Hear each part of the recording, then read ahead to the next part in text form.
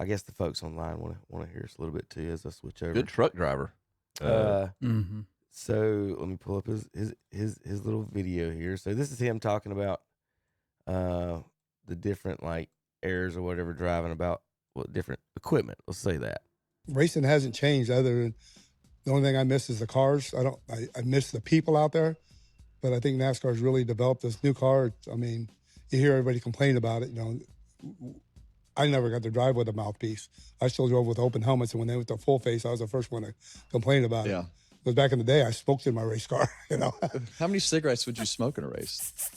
Just every yellow flag. I just use it so when I'm going to restart that Saugus, I'd flick them out the window and hit the other guy's window behind me. Yeah. You know, and they'd think, oh, Ron's sparking. Did you smoke an Earnhardt's truck? No.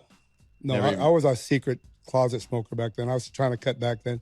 But I drove for Wayne Spears, and Corelli beat me up there in Colorado, and it's his home track. Yeah. And Wayne calls me in and says, hey, go look at that truck. I go, what's that? And he goes, that's for your cigarettes. And I got a cigarette lighter in there. He said, you ran out of nicotine. You need more cigarettes than on the Wayne said that. Wayne Spears said that. Ron Hornaday, he was saying that they went to the full face mask and he didn't want to do it because he had needed the open face mask because he was smoking cigarettes.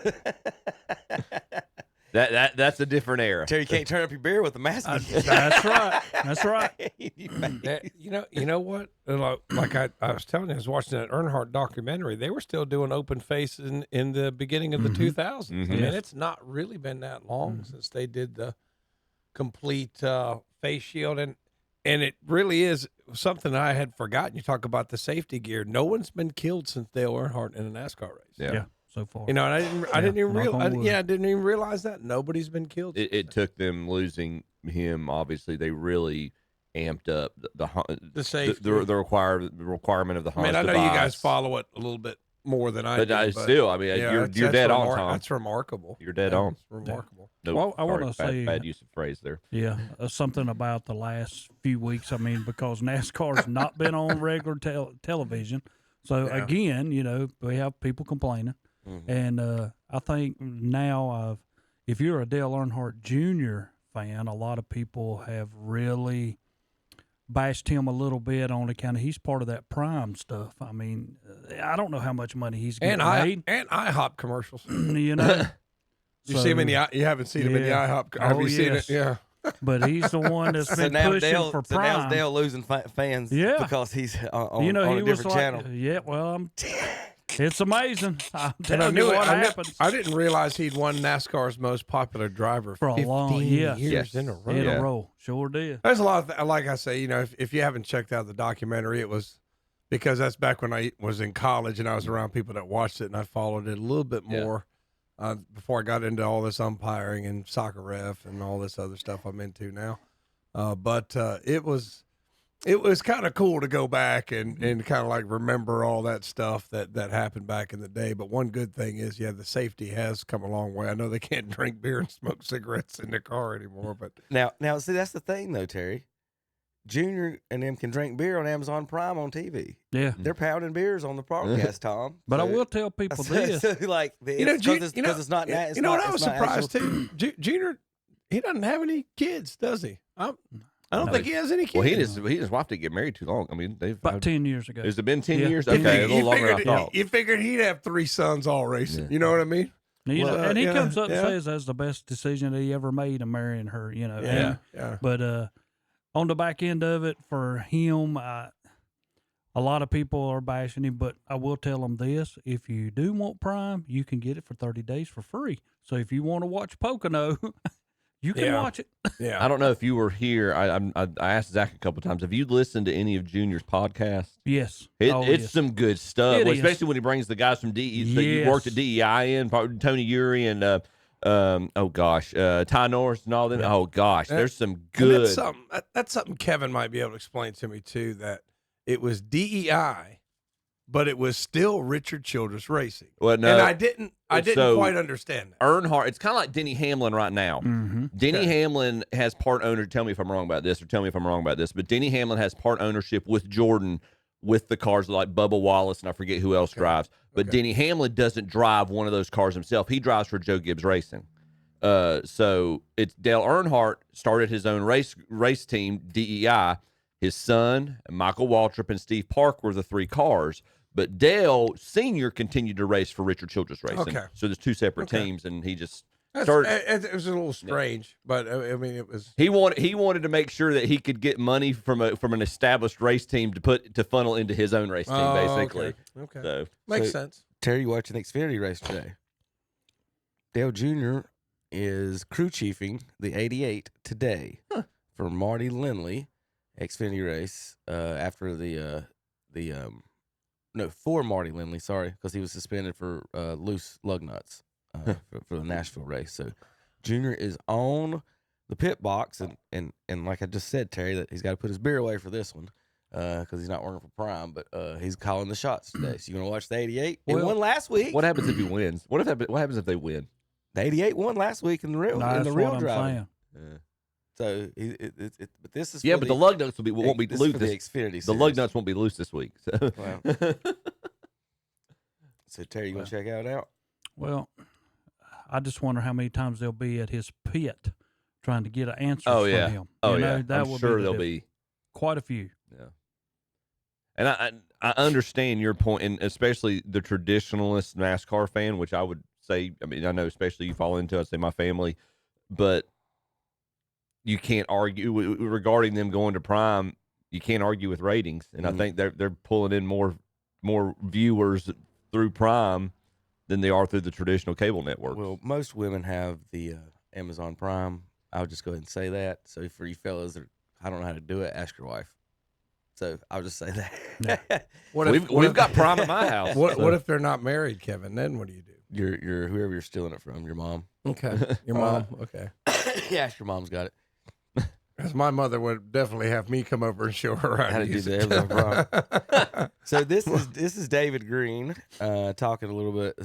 If you ain't cheating, you ain't trying, Terry. The 1991 Daytona Busch car that we sat on the pole with, they had real glass. Front glass was real. Yeah. And we had chipped the glass in that car at Daytona. And I remember, like, oh, yeah, you just call down here to the Buick store and just order a front windshield for a 1991 Oldsmobile. So we ordered one. They shipped it up to Wayne Days. We unboxed it, and we've got the car right there. We had no damage in the race other than windshields broke. So we pulled the windshield out of the box to put in the car. You know where I'm going, right? This thing is like 2 inches too wide. When we went to Daytona for the race, Kip McCord, team manager, he says, like, when they go to measure the door top, he said, I want you on the other side of whatever the official is that's checking that measurement. And more than likely, he's going to shoot you the tape measure through the car. Then when you're on the right side of the car, he's probably going to be on the left. I want you to cut that thing 2 inches. What do you mean cut it 2 inches? Like extend it. Past. Don't hook it on the edge. What happened, that car was narrow. Windshield's narrow. Yeah. But the windshield part of it, obviously they didn't have a template back then. But the door top measurement was when they physically did. So I'm like, oh my gosh. So yeah, they measured it and I cut it and it was right on the rule. That's awesome. They I don't know if y'all have seen the 30 for 30 about Tim Richmond. But Harry Hyde, his crew chief, Yeah, I have not seen that. is the movie Days of Thunder. Tom Cruise's character is based on Tim Richmond. If you haven't seen that 30, it's actually a really good documentary. But Harry Hyde, Robert Duvall's character in Days of Thunder is based on the real life Harry Hyde, and he was one of those who would cut corners. And he would, when they would do NASCAR inspection, he would get the springs as low as he could to improve the downforce. And he'd have one of his guys like, all right, when they come to measure the height of the vehicle, I want you on the other side of the car. I just want you to stick your foot underneath one of the tires. Just squeeze your foot underneath one of the tires and just give us that little extra 1/8 of an inch. And it made all the, I mean, he says that would make the difference in them passing. It was They can't do none of that stuff anymore. No, no. All the templates and all the other stuff. And so that's it's interesting listening to a lot of the old stories. On that, Daniel Suarez wins in Mexico City after failing to qualify and puts his backup car. Terry, does that sound fishy? Yes. I thought Von Ginsberger won it last week. The Xfinity Series. Oh, the Xfinity race. Yep. No. It's kind of, where you're showing that was actually just a really cool track, though, Terry. I know you weren't here, but that was just a unique experience. Not really. Well, I mean, I told him that's why you weren't here. You didn't want to talk about it. Well, it was pretty cool. I was watching that, and I was actually watching that documentary during that race. I got into that documentary, and I'd forgotten. And Calvin called me about something. He goes, "You watching a race?" I was like, "Man, I meant to watch that. I wanted to watch at least a little bit of it to see, that track." But NASCAR is trying to broaden its appeal a little bit, and unfortunately, the political situation kind of divided people over this race, and that's sad because racing's racing. Right. I mean, just they're trying to create a unique experience, I just didn't like the track. Yeah, I mean, you're not a fan of road courses anyway. No, that much. I said, here we go again. Did you listen to any of the show last week? No, just a very little bit at the start. All right, I got you. Did you hear my quiz question? True or false? Was this race the first points NASCAR race outside of the U.S.? I think it was. Was not. It was not. Where was the other one? 1950s up in Canada. Lee Petty won it. Oh, and okay. if anybody asks you where Richard Petty's first NASCAR race at the highest level was, his first race wasn't even in the continent or in the United States. It was in Canada. His daddy spun him out in that race. I told you why Kyle Busch is the best. There you go. Oh my gosh! I think we got video footage of him not being the best. I'm pretty sure I do. Repeated footage. Yeah. So, what about this, real quick, Terry? How about the 1, 2, 3 winners stage where they put them on, like they do the Olympics and stuff? And so this is how they present. Should we do that for NASCAR? I think it's awesome. There might be some bumping. I mean, they do this stage. for the there might be some elbow. Yeah, the Indianapolis stuff that you watch on Sunday mornings. Yeah. They put them in first, second, third, and you get to stand up on a podium. Yeah, this is the podium. I mean, come on. I agree with you. I think we'd see a couple of them take swings at each other. I think this should be more of a common thing. I was just curious. Like, who cares who finished second or third? All right, so, Tom, I'll see what your answer is to this. Is it a good or bad thing that if you can go to the racetrack and instead of whoever has the best car, the best driver wins the race? Through skill and driving. Is that a good or a bad thing? I think always it should be the best. The driver with the most skill should win. And that you see, my answer is that I think the best driver. Okay. I know Terry don't believe it because he doesn't like road courses. Is that not what road courses does? Is make the best drivers win? No. Because it doesn't matter your equipment in the road courses. Because the 88, he ain't winning any other place, or some, like you say, some of these ones might not win any other place. Now, I think 88 can win in like, obviously the Daytonas and stuff. But I was just curious as far as that thought, Terry. Like, well, why don't you like the road courses? Because I can name you 10 drivers and the rest of them are out. So those 10 best drivers have a chance to win, and all the other ones that rely on just wrecking the other guy or whatever, having a better car, right? Or having a better car. I think Pawpaw having a better car. Yeah. I do not think like that. Just what you just said. I mean, we keep putting more road courses. If we're going to do this, why don't we just call it Indy and we go to Chicago, Formula to Phoenix, 1, we go to Miami. Let's go run through the towns. Southern Formula 1, is that what you're thinking? Yeah. I do have a problem with this picture. How you going the third place car? How you gonna have that 3 with a black background? That's just totally misleading to everybody in NASCAR right there. It does say third, really small. There's an RD there. They don't even have the right font for that 3. If they're gonna put a black background on the 3, they need to have the proper font. Now let's find that. I think like Terry was wanting some Kyle Busch. There you go. Looking inside to your left.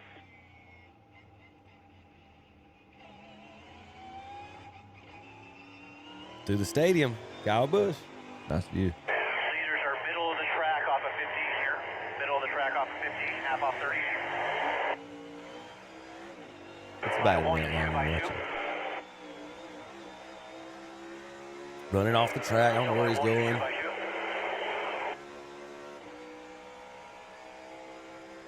But, so, for some of you that don't know, the joke is out there, there's some Kyle Busch fans out there waiting to have relations with their wives. There he goes. Uh-oh. He ran out of talent down there in turn 5, Terry. Ran out of talent.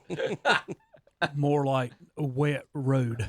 I didn't realize how wide used that phrase was in NASCAR. Oh, really? that's the cut. I down. didn't realize it. I don't know why I didn't realize that, but that's just such a great. It is. Isn't it? Just ran out of talent. Well, it happened down to turn 4. With the 43 ran out of talent, we all end up hearing the records, Tom. Ran out of talent. Caution's out. Why didn't Kyle Busch just retire? Yeah, we'll be coming to you, tolling everything. I don't know what the deal is. I mean, Just retire. he's told him over and over again if he don't get better equipment and stuff for him to run. I mean, he can't do that right And there. I don't necessarily even know I mean, I don't know if he's been able to adapt to the latest iteration of this car. He's just not. I don't think he's a fan of it. He did it when he was with Gibbs. He won. I mean, Was the setup the same? Yeah. No. I mean, when they first started it, he was with them, and it was the same. But I mean, I don't know. I don't know what the deal is with him. But I get tired of watching the races, and he's 15th. I mean, if he gets to 10th, he's done well. There's a lot of husbands that are Cowboys fans around the area that feel the same way. yeah, that's a thing apparently on the internet that some of these Kyle Busch fans don't get to kiss their wives unless he wins a race. It's been a while. I know Chip's not a Kyle Busch fan. You can tell we're not Kyle Busch fans in our household. But you know who is a Kyle Busch fan? His wife. Now I can't play the audio because of music, but I'm just gonna let you guys watch this. And Tom, I'll let you read the caption there. This is Kyle Busch's wife. To make sure my kid gets a good ride. And then so you can see the video. The team owner. You get it? Her son's driving the little car. That's Kyle Busch. He owns the team. So whether Kyle wins the big race or not, Tom and Terry, for all you Kyle Busch fans off, I don't think Samantha's quite concerned as you guys are. So yeah, I'm giving you guys free reign to kiss your wife this weekend. How about that? That's why he's not winning on the NASCAR circuit. He's concentrating on his son's. I thought the rule was Terry ain't supposed he won the Legends. I know. down there. I know. That's right. So I meant to send that to Tom, but I didn't. I held back. I was going to say, well, the Legends always win. I got to check Tom. I got to check Jackie's TikTok because when Tom wears that sweater, see if it's anything like this.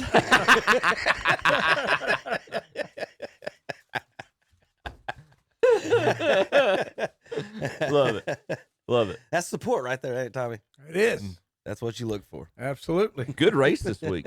How about this? Bless you. Van Gisbergen won by so many seconds. How many seconds did he win by? 15. That he got to celebrate do donuts while the race was still going on around him. He circles back and he's out here doing donuts. That's a flex. Watch this. Look, they're still coming into the stadium. He's out here spinning on his roof. Like, what do? You're finishing a race and the dude's already on his roof. Is that how cross country used to be, Chip? Winners out there eating a hot dog at the end. A lot of times. I just thought I ran the best race of my life. It was like a mixture between a good sportsmanship and a flex when the winner is going down the straightaway or going down the finishing chute, congratulating the other people as they come in. Good job. Way to go, finish strong. But think about what you just got to say. He won by 15 seconds. Mm-hmm. Pretty good. Is that good? Yeah, No, that's is. not good. No, that's not good for the other drivers. What happened? You put him in a Hendricks When car, the Terry? Cowboys beat the Bills like 51-10 in the Super Bowl. Was that good or no good? Was that good or no good? Buffalo shouldn't have been playing. Okay. So that's what I thought you said. That's the quality of stupidity I expected. Welcome back, Terry. I mean, that's all I got to say. Welcome back, Terry. I mean, this guy right here has probably been down there and raced on that racetrack, I don't know, probably tons of more times than anybody else has been down. Him and Suarez both. Oh, goodness. So if somebody he likes wins by a bunch, it's fine. But if somebody he doesn't like wins by a bunch, it's not good for the sport. If Kyle would Like won this guy race, right here. we'd have video of Terry kissing his wife. Well, I'm gonna be from honest, Monday. and I'm not mad at anything.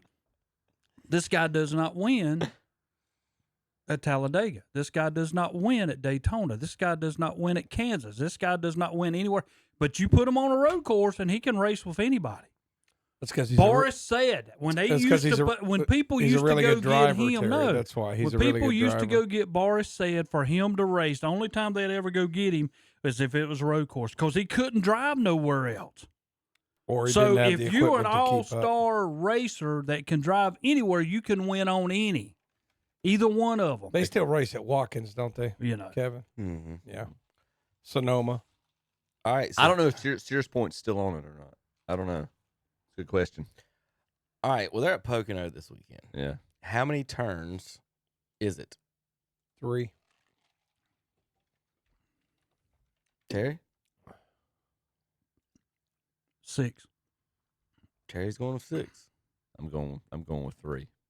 Just it's an opinion thing. This is the argument on the internet. So 1, 2, 3, 4, 5, 6.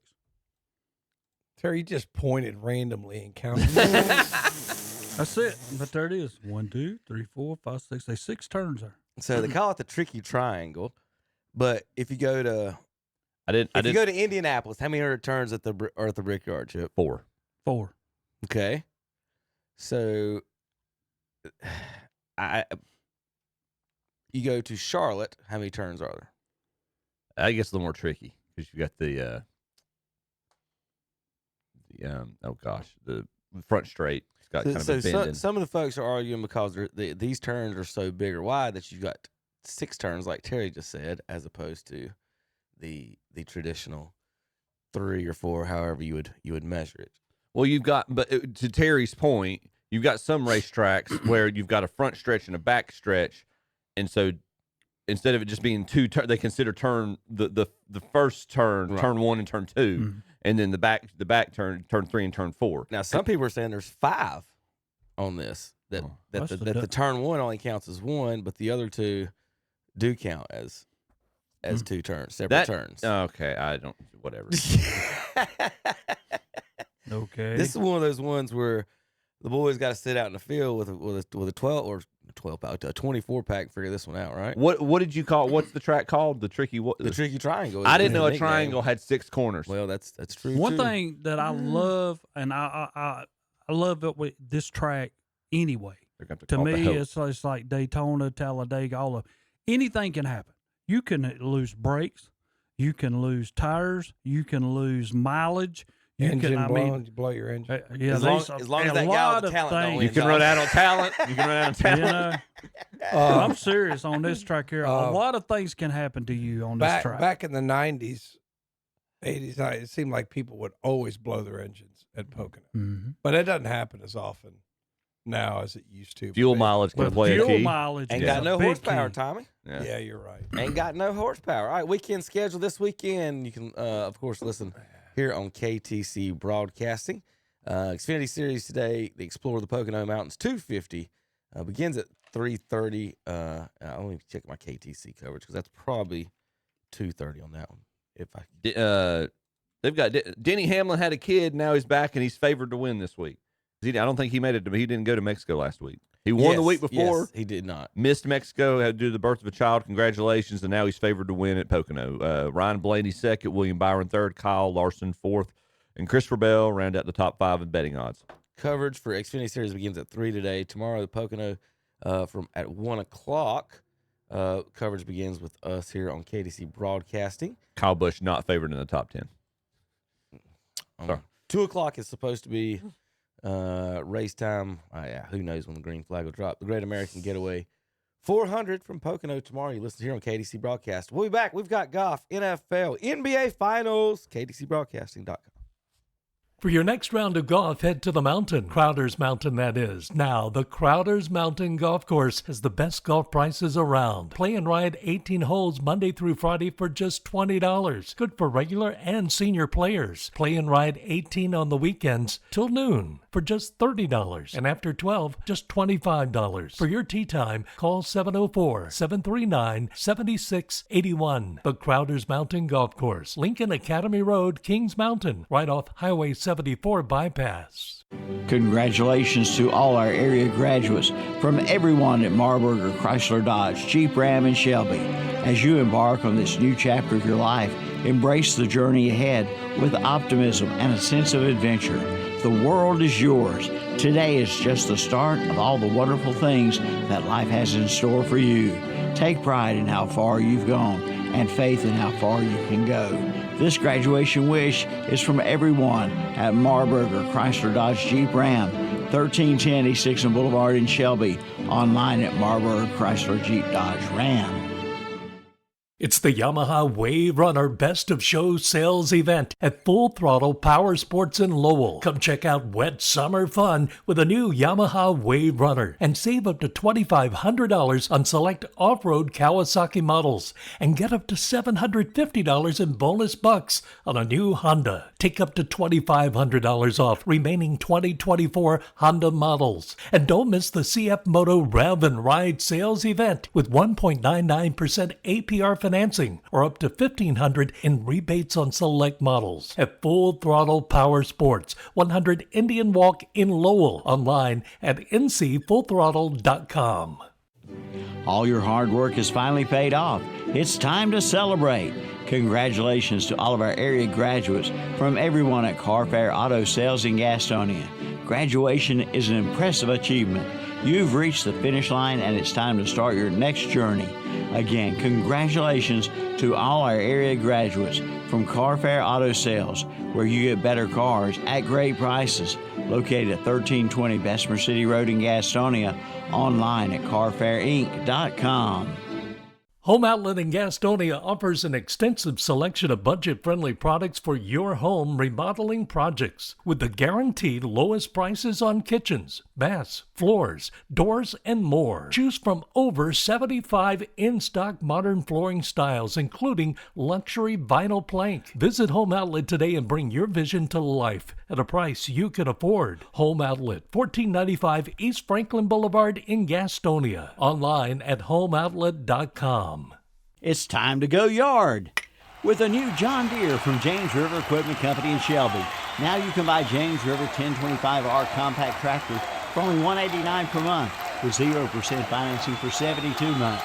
You can add a front-end loader for $60 a month or add a belly mower for $40 per month.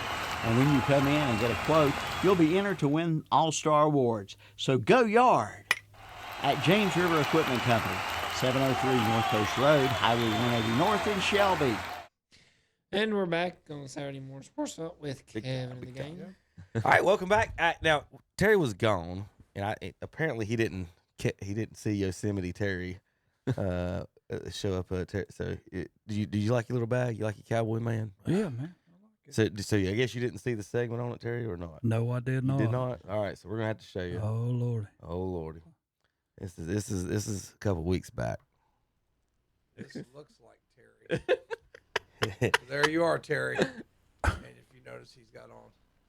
Pull his brim down there. Yeah.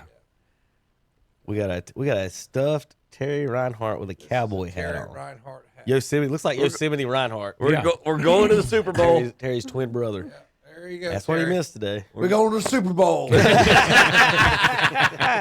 Yes, keep that around. So he's not giving that. Every time he says Super Bowl, we'll just pull that up, shake it in front of the camera like that. When Stephen A. Smith puts on that cowboy hat and just starts doing it, that'll be our routine. It'll be like the word of the day on Pee Wee's Playhouse. Back in that. Oh, if you don't think I'm doing that to Dennis this fall with the crest, I've already started working on the video. Really? Awesome. He's getting the Pee Wee Herman treatment. So, what do you think about that West Lincoln game? Well, in 1967, Crest's opening game. Well, it's more like the right guard's mother went to Crest. Yeah. And that's when we're going to hit him with the Pee Wee. So, anyway, I did have one more. So, that, you missed that, Terry. But then, you also, I've got that clip up. Chip here. Chip. It's kind of weird. Let's see if they perform. It was, but I wasn't going to bring any unneeded attention. Oh, my God. That's going to be good. Don't do it. Yeah, awesome. Well, you put Christian Bale and Matt Damon together. I mean, that's gonna be good. Well, very cool. That was kind of weird. Let's see if they Thanks, that was kind of weird. It was, but I wasn't going to bring any unneeded attention. Oh my God! Attention to it, man. You just worded that very weird. I'm sorry. All right, Zach, I'll let you choose. Together. I mean, that's gonna be. Stop! Don't repeat that. We'll put Yeah, that. very, I very mean, good you movie. put Christian Bale and Matt Damon together. I mean, that's gonna be good. Well, very Even cool. used a little voice inflection there. I know, It's right? gonna be good. You're welcome, America. Can I be? I need a few moments alone. I think Chip reads literature online for folks. Oh my God.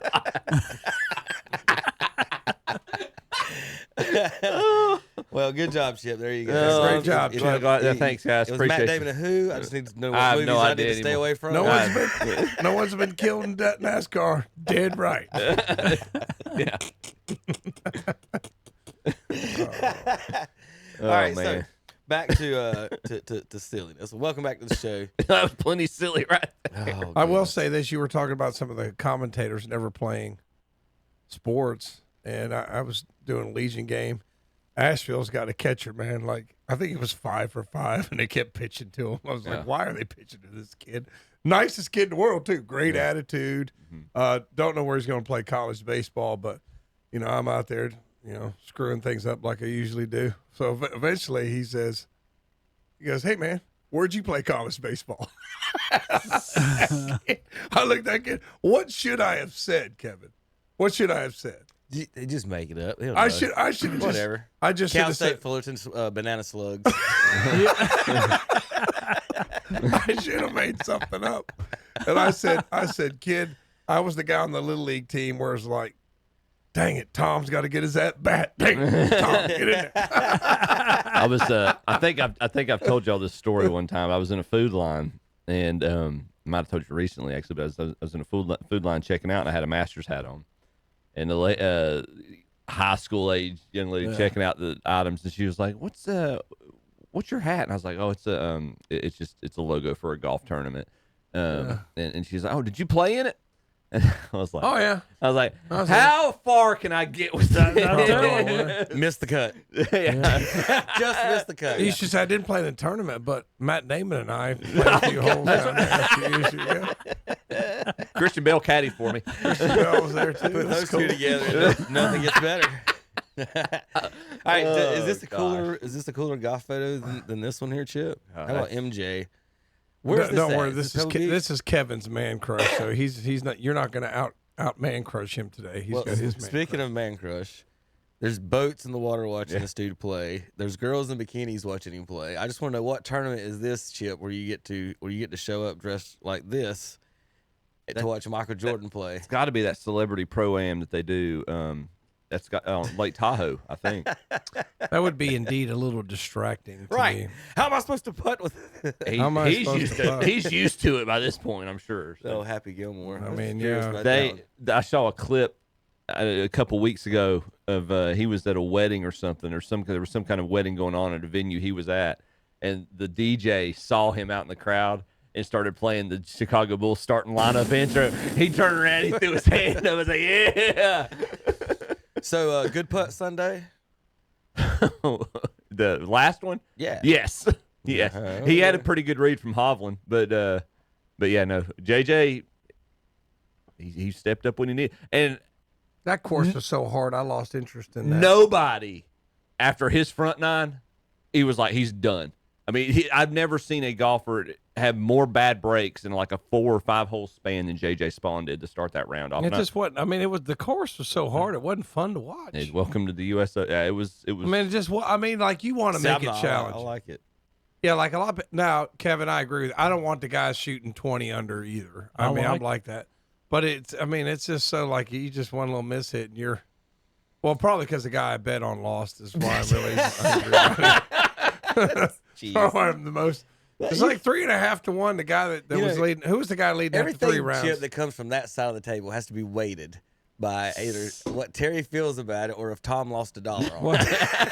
Well, I mean, I the thought two. the whole tournament was great because I'm a person who likes defense. I'm a person who makes every hole harder. Calvin, I'm just saying, Calvin, I do need an extra stipend because how am I supposed to keep interest in this stuff if I don't gamble? So I need Calvin to give me a little extra stipend. Come on, Calvin, I know you're listening. You can help me out with my $5 bets. You know, I'm not asking for much. Just throw me an extra $20 in there so I can make 4 bets and maintain my interest in some of the stuff that I wouldn't pay attention to otherwise. But that's what when Calvin called me and said, "You watching the U.S. Open?" I said, "Man, it's like what I didn't tell him that the guy I placed a small wager on did not win. So that who did you? Who was leading after 3 rounds? Burns? Sam Burns. Sam just. I should have known front better. runner. How did you? I always bet on the Sacred. How did you feel about the ruling? Which one? The water? Yeah, his ruling. Play golf. I mean, again, you're these guys want it to be perfect, or they whine like little babies. So that's where I'm at on that one. Would John Daly have asked for relief? I think a lot of them would have. He would ask for a beer. Well, I mean, his shoes have been wet from the beer he was drinking. Yeah. So, like, what did you see the clip afterwards? Like, one of the media guys actually went to the spot where his ball was, and there you had to step on it, but right. It was one. But it was the ruling. I think is correct based on what it's consistent. If there's not standing water and stepping on it and seeing water rise is not, they're not going to consider that standing water. And we've also talked about it too, between whether you're right-handed or left-handed, depending on where your stance is. Yeah, all that matters too. Like, and again, like I was saying, it's in the fairway, right, Chip? Yes. You can still hit ball first, correct? Here, it's not like it's like in the it's not in the lake or anything. The ball is clear, right? I see that. Zach's message. Zach, buddy. Zach, buddy. I don't need to be anonymous. I'm sorry. He's proud. Go ahead. I don't need to be. Who Burns standing water? We'll get that. But while you're looking that up, you saw a lot.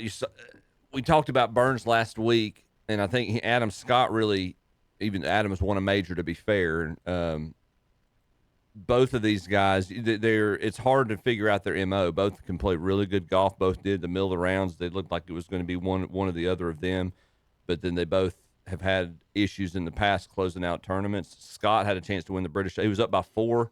I think with 4 holes to go one year at the Open Championship, bogeyed the last 4 holes, ended up losing. Burns has had, I think he lost in a playoff the week before. So it just. I think the pressure got to him, not the water. Watch this ball. He flushed this ball like you can't say he didn't. He just pulled it left. Rope hooked it. Yeah. That ain't a rope hook. He hit it left. Yeah. He's whining about, look at this ball. That's a great. If that's where he's aimed, Chip, the green's right there. It's a good shot. The green's over here is the only problem at that tower. It never had a chance, did it? Never. He started out left of the green is where he started off. The mountain's pretty in the background, though, isn't it? Yeah. Beautiful golf shot, just the wrong direction. So, like, I have no sympathy for that whatsoever. Like, you don't. Kevin, you don't have sympathy for anyone. Well, put it this way, Chip. Like, the other guys are in 8-inch rough over here, and he's worried about the water he's standing in. I don't. Not in this. When have you ever heard Kevin say anything sympathetic is it to lightning? anyone? I agree. Is it lightning? No. Yeah, it's not been halted, so that means you got to play through it. You can whine and cry all you want to, but he never said every other 37, 38 guys are playing through the same thing. He can never say, man, I understand why this guy's upset. Man, stuff, man.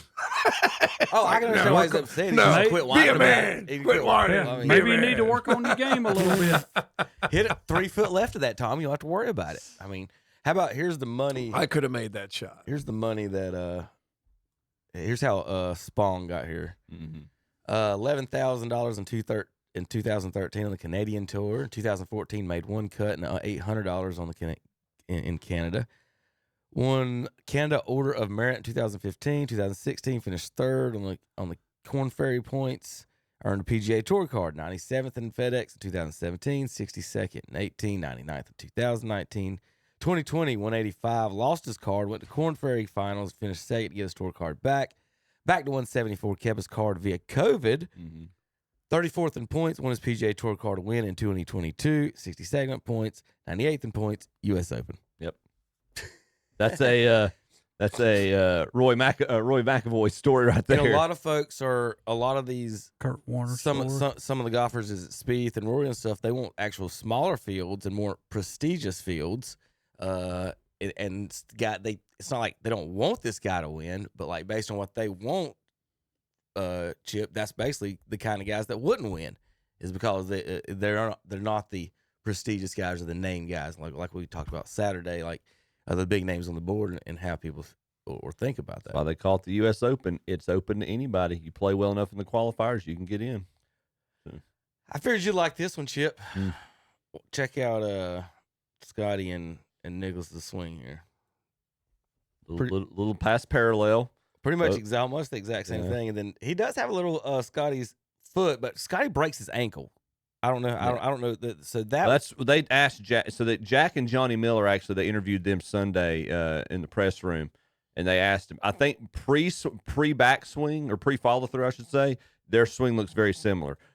The downswing and the follow through, totally different, because Jack doesn't have the shuffle going on, obviously. And Jack made that point. He said he's like, I don't have nearly the footwork that Scotty has. No, well, yeah, I think everything looks the same except that the slide on the foot. And here's my concern with what's going to Jack's hands finished a little bit higher. I was getting ready to say the finish looks nothing alike, Kevin. Look at the finish. Well, there it's similar. Keep going. Okay, look at Scotty's club and look at Jack's. Look at Jackson. Look at Scotty's there. Not close. Scotty has a little lower. He's finish. almost 90 degrees, and Jack's probably about 30. And that goes to Jack's ball flight. I think, or the high ball flight. I think Jack's hands finished a little bit higher. I just I'll say this: 90% of that thing's exactly the same, and y'all went. It's not even close because of the last half a second where he wraps it around his head. He cannot. I never said it's not close. Stand it. If you point out something that he didn't notice, he can't stand. It's not even noticing. You can't stand it, Kevin. You know it's not right. He's admiring his shot for it. an extra half a second. It has nothing to do with his swing. No, and you're like, it's not even close. At the end, it's close. not. It's not. He's admiring his shot while the other guy's breaking his ankle. The point I was going to make, at some point, Chip, he can't. He's going to sprain that ankle at some point. No, not swinging. Did you see I'm talking about walking, step in a ditch, something small. Everybody does something like that small. What I'm saying is, when he does that, you think it's going to change his swing? At what point does that affect that? I don't know when, where, what. It's going to happen. Look at Tiger. Whatever. I know he's got all kinds of different energies, but like these guys will do something small or anything. And my concern is the way he does that. I don't think he's going to do it doing that, but he goes so sideways with. Terry, you've seen basketball players do this. Yeah. Like at some point, he's going to do something to it. He about did it in the golf swing. Look, there's a clip from a few weeks ago. Looks like he about turned his ankle in the midst of a swing. I'm curious if like a trainer or something would like advise a taping or a brace or anything for him to wear. Like, right now, the way even spoken to anybody like that. But the way his swing is right now, he can't limit his mobility of his ankles because he needs that much flexibility for his swing. it's weird. It's really weird. It is effective right now. He's got it in a groove, and somebody who had a left miss this week still ekes out a top 5, I think, in the U.S. Open. He definitely did not have his A game this week. Well, I found the Reinhardt family reunion picture this weekend. What is wrong with these people, Terry? Why would you stand there? That's a lot of trust. TikTok. Look at them. Like Instagram. So like top 10, not top 5. That's why you're standing there. Scotty was because you can get it. You can get something on Instagram. That's why. That's a lot of trust. It's stupid. At a U.S. Open rough, that's a lot of trust. Look at what they're holding up. Look at all their hands. That's all it is.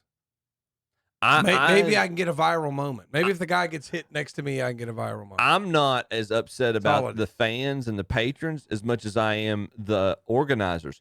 Who is letting them stay there? Right. That's what I don't get. Like, welcome to 2025 where there are no rules. Hey, come to the schoolhouse, right? I mean, we don't want to do anything. Anybody might hurt their feelings. Like he can't even see where he's aiming because there's fans in the way. Yep. Like that. Like this is they're all, I get know that's the a word- fan area. Welcome to the era it's of not. do whatever the hell you want to do. It's one of them things. That's where we're living. That you, So one of stupid. these people want to get hit, so he'll end up signing a glove or giving them a club. Right. or It's all about me. If I get hit in the head, I can get something from him. sell the cap I That's was right. wearing on eBay That's for right. $1,000. That's right. Yeah. Ain't no way. I mean, it's just. No, I had this debate in driver's ed. I'm trying to tell them. I was like, look, when you're a pedestrian in town, you better be looking out. You don't want to get yourself hurt. Yeah. Well, if I get hurt, I'm getting paid, Mr. C. I don't care. Yeah. I was like, so let me tell you this. So you would trade your legs for $1 million? Oh yeah. I was like, do you realize what you just That's said? exactly Hear yourself right. right But now? no, Chip. They believe they are not joking. Yeah, they're serious. I mean, it's just like, dude, there's more. There is no amount of money you could pay me for any one of my limbs. How'd you find me? Well, this dude ain't never gonna get to watch him hip. You know what I said back in high school? Practice swing. Yeah, practice. I was about to swing. say, put me down for a 5. He's not. God, that's terrible. It's no fun. Yeah. It's like for the average guy. Look, can he stand up? Now okay, now we're seeing what's going on. See, but why would you want to be that drunk? It's no fun. Even It's no JP's fun to getting a play kick out of that. It's no fun to be It's a to wonder be he that didn't fall drunk and back play in the golf. hole. I mean, if you play golf and say you drink 2 beers per 9 holes, you're probably just feeling good. But these people go out there hammered and play golf. Try to get away from everything It's in their just, life. man. If you want to get away from everything in your life, that's what you need. Just join a. Don't sign up for a tea time in the midst of it. I'm just saying, man. It's just the people do such stupid stuff. You saw symptoms of this a few weeks ago, Kevin. Speaking of getting upset, Tom, there's Wyndham Clark's damage to the locker room again. A little upset with his play. I guess he's writing a check. He apologized and Wrote a check. And, yeah, write his check. He talked about this he was the second season of Full Swing, the Netflix show. He was one of the main one of the episodes was based on him, and he talked about how he had really gotten his temper under control and really managed it. And I think it was that season of his life when he won the U.S. Open at Los Angeles Country Club a couple years ago. Looks like he might need to, looks like he's struggling to get back in that frame of mind. At some point, and this is, I guess, the give golfers some advice out there. You have to figure out what your expectations are, and be happy with wherever you're going to be. Okay, because if you're not, and make sure you do have a good time. Like, you go out there thinking I'm going to be mad because I shot a 91 instead of an 89 today. It's why ruin your time over that? I mean, Kevin, ask anybody, and I have no room to talk to anybody about that. Ask any of my friends. Ask anybody that played with me probably the first 10 years that I was playing the sport. People change. Yeah, there was a lot. I was not a very enjoyable person to play golf with. I took it way too seriously, especially for how bad I am. I took it way too seriously. That's the one. Is like I'm over 2 or 3 over par, and you're shooting 105. Yeah, cussing every shot. grinding that. Yes, and so like, bro, not the not playing as much, obviously, and the season of life I got in obviously with my family and getting married to Lindsay. The biggest thing for me that helped me is I stopped playing single rounds just by myself, because I felt like if I was going to play that much, I should be getting better. But stopping playing by myself and just actually making sure I had somebody else that was going to go join me for a round or something, I think helped me focus on the social aspect of it more. Does this count, Chip? The next putt does. Yeah. That's the frustrating thing about this sport. The next stroke counts just as much as that 250-yard drive. So when does the next stroke start? Wait, give him 10 seconds. Give him 10 seconds. Give him 10 seconds. No, he's stepping all around that hole. Oh, He's not touched it yet. I give him that. He never touched it. Yep, I give him that. But it was a 27-second putt. I'm all you right kept with saying give him 10 seconds. Yeah, the official rule I want to say is like 10 seconds. It is 10 seconds. But his ball stopped at 8, So it was basically a 19-second putt. But I have seen professionals get a little bit of grace on that. Yeah. So I give him that putt. I mean, Even stepping around the hole? Yeah, no, he's not touched it. So if I'm stepping around the hole and it's on the edge, eventually it's going to fall in. Because I'm moving the ground. I'm good with that. I'm good with that. I mean, I'm going to pay it for. I'm going to pay it forward. That's what you're doing. Good for the self-made earthquakes. I'm going to pay it forward for the shots. All right. Hope I get a little bit of grace next time. All right. That's about it for the golf coverage. Unless you guys got any. Oh, I did have one. Is this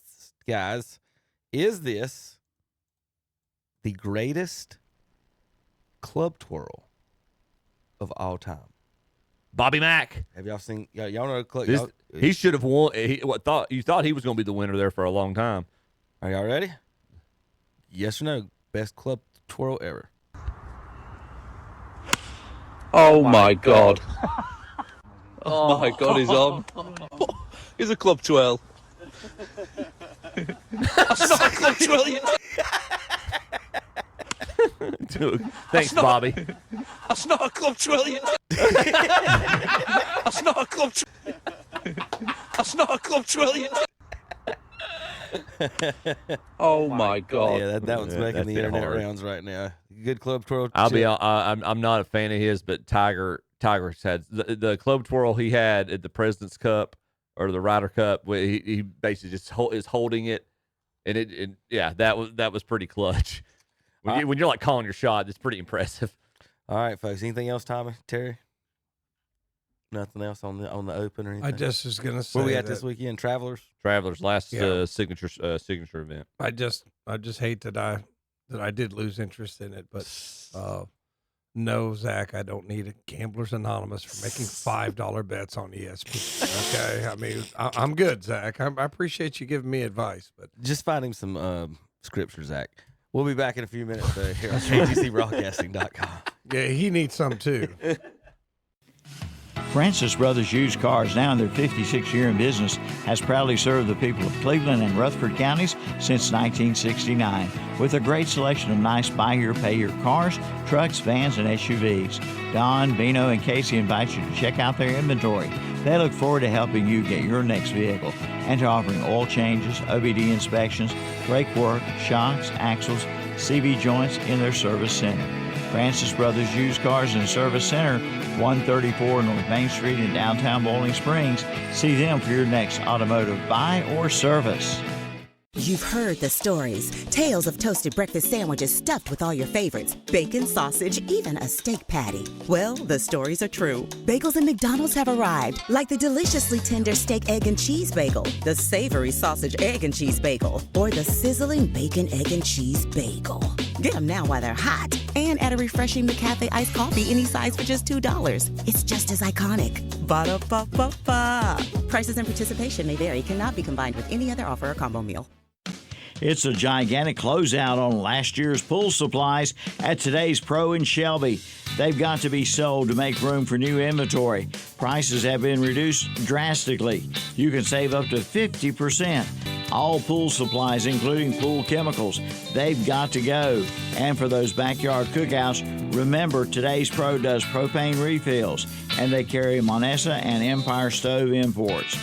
That's today's Pro. 1325 East Dixon Boulevard in Shelby. Online at todayspro.com. Like them on Facebook, too. It's time to ride. Ride on over to Oak Grove Auto Sales, Service, and Body Shop in Kings Mountain for some great deals, like a 2016 Acura MDX with technology and entertainment package for $12,995. Put the top down on a 2006 Chrysler Sebring Touring Convertible, only $39,995. Get the best value for your trade-in at Oak Grove Auto Sales, Service, and Body Shop, 522 Oak Grove Road in Kings Mountain, online at oakgroveauto.com. Like them on Facebook, too. Old MacDonald had a farm, E-I-E-I-O, and on this farm he had some chicks, E-I-E-I-O, with a tick here and a tick there, here a tick, there a tick, everywhere a tick, old MacDonald. If old MacDonald had a farm today, he'd have a Coyote tractor on it for sure. Test drive one at your local Coyote dealer. Your Coyote dealer is West End Sales, Highway 18 North, Highway 27 intersection west in Vale. Where else are you going to find dependable, affordable, pre-owned vehicles priced under $10,000? At Marburger Chevrolet in Shelby, of course. Come see for yourself and ask about special programs for our military personnel. Also, special programs for our graduates with $500 bonus cash. Yes, Marburger Chevrolet appreciates our graduates and those in the military. Together, let's drive to Marburger Chevrolet, 200 West Dixon Boulevard in Shelby. Online at marburgerchevy.net. Like them on Facebook, too. And we're back on Saturday Morning Sports Talk with Kevin the Gang. All right. Children go out to play basketball these days, it seems most pretend to be Michael Jordan. And why not? He's become an icon of sports and television. They're two tiny windows onto the world, and thus, he dominates their imaginations. But that is myth. And down here, well, that's basketball reality. Imagine what it's really like to be Michael Jordan. Imagine being assigned to the opposing center, giving up 50 pounds and 7 inches. Imagine that in the marquee matchup, he doesn't have to guard you, but you have to guard him. Imagine that every time your team trails by a basket with 10 seconds to play, you have to take the shot. And then in overtime, there's no time to be tired or injured or to want help from a teammate. It's you they're watching all over the country, all over the world, in fact. It's you they expect to win the game.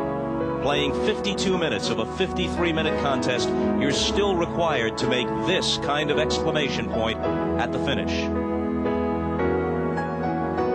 So, even as the children say, I'm going to be Michael Jordan someday, you wonder if somehow, amid the injuries, the fatigue, and the expectations, he'll find a way to be Michael Jordan again tonight.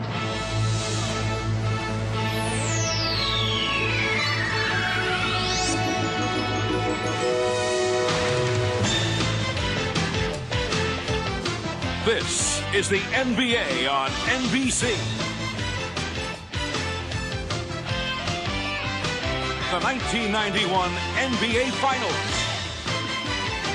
So the reason I'm playing that is the intros. They've not been doing intros for the starting lineups for these basketball teams and showing them on TV. What's with the syrupy sweet music in the background? Was Bob playing? Was Bob playing the piano himself? I was worried about. I was wondering. I mean, about I liked them. I liked the story was going. It's like a Masters themed syrupy sweet. So they didn't have introductions on television until Game 5 of the finals this year. They haven't been doing it for the last few years. I don't know if you guys have noticed it, but you haven't seen the introductions of the starting lineups in years in the NBA finals. I think they quit it during COVID. LeBron shut it down in COVID and stuff like that because they didn't have the fans. But is it good we got our the starting lineups back? You want them on TV? Yeah. Yes. Okay. Yes. Just want to make sure. It's kind of funny at Burns. I'm going one more year. I'm going to do it. But I've done it for about the last 10 years.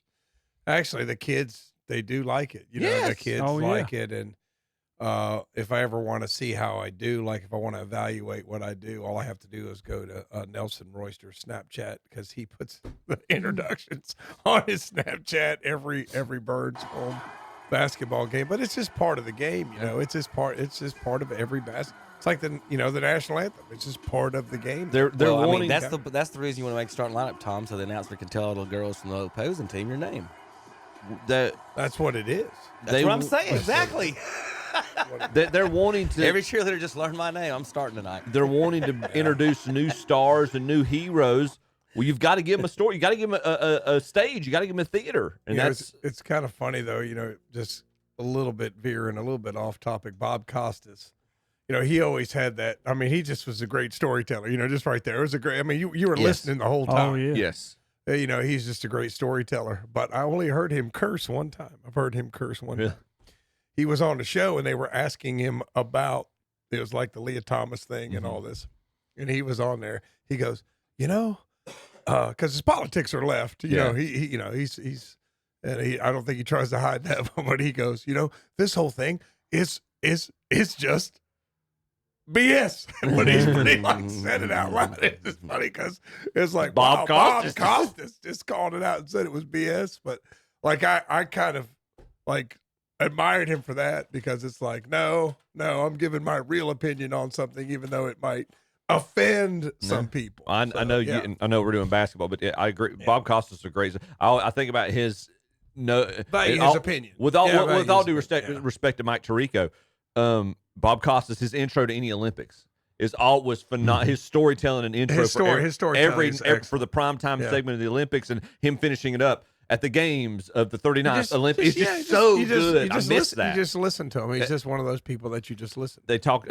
He talked about the Atlanta games, and he had a story about. Oh gosh, what's the guy's name? Clint Eastwood did a movie about him. The police officer for the bombing.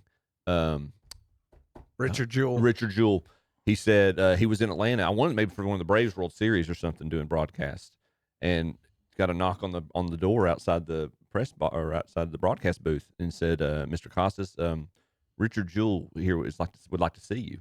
Yeah. And Costas, so they brought him in, and you got to remember during the context of all that was going on, Costas was like one of the few voices saying, what if this guy is telling the truth? What if this guy is actually, and kind of, he was the one voice of reason in the whole media chaos and FBI going after Jewell. And so Jewell just came in and was like, Mr. Costas, I just want to tell you, I heard a lot of what you said in that time, during that time of my life, and I just wanted to thank you.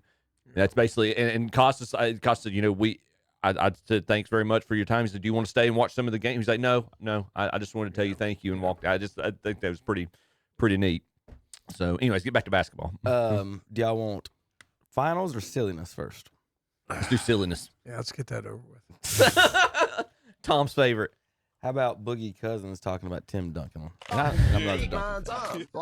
I was a rookie. He humbled me. I struggled against Timmy D early in my career, but he was notorious for when he went to contest your shot, he would pull you down with one hand and use the other to block your shot. Ain't that cheating? That drove me crazy.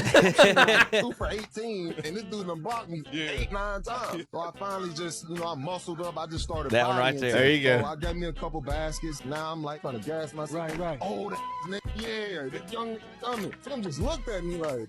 Didn't respond, just looked at me. He was like, so in my head, I'm like, damn, what the that mean? I'm like, this dude ain't gonna even say nothing back. Man, Tim ran off 18 straight, quiet, didn't say a word. After the 18th basket, smacked me on my ass. Good game, young fella. Don't poke the bear.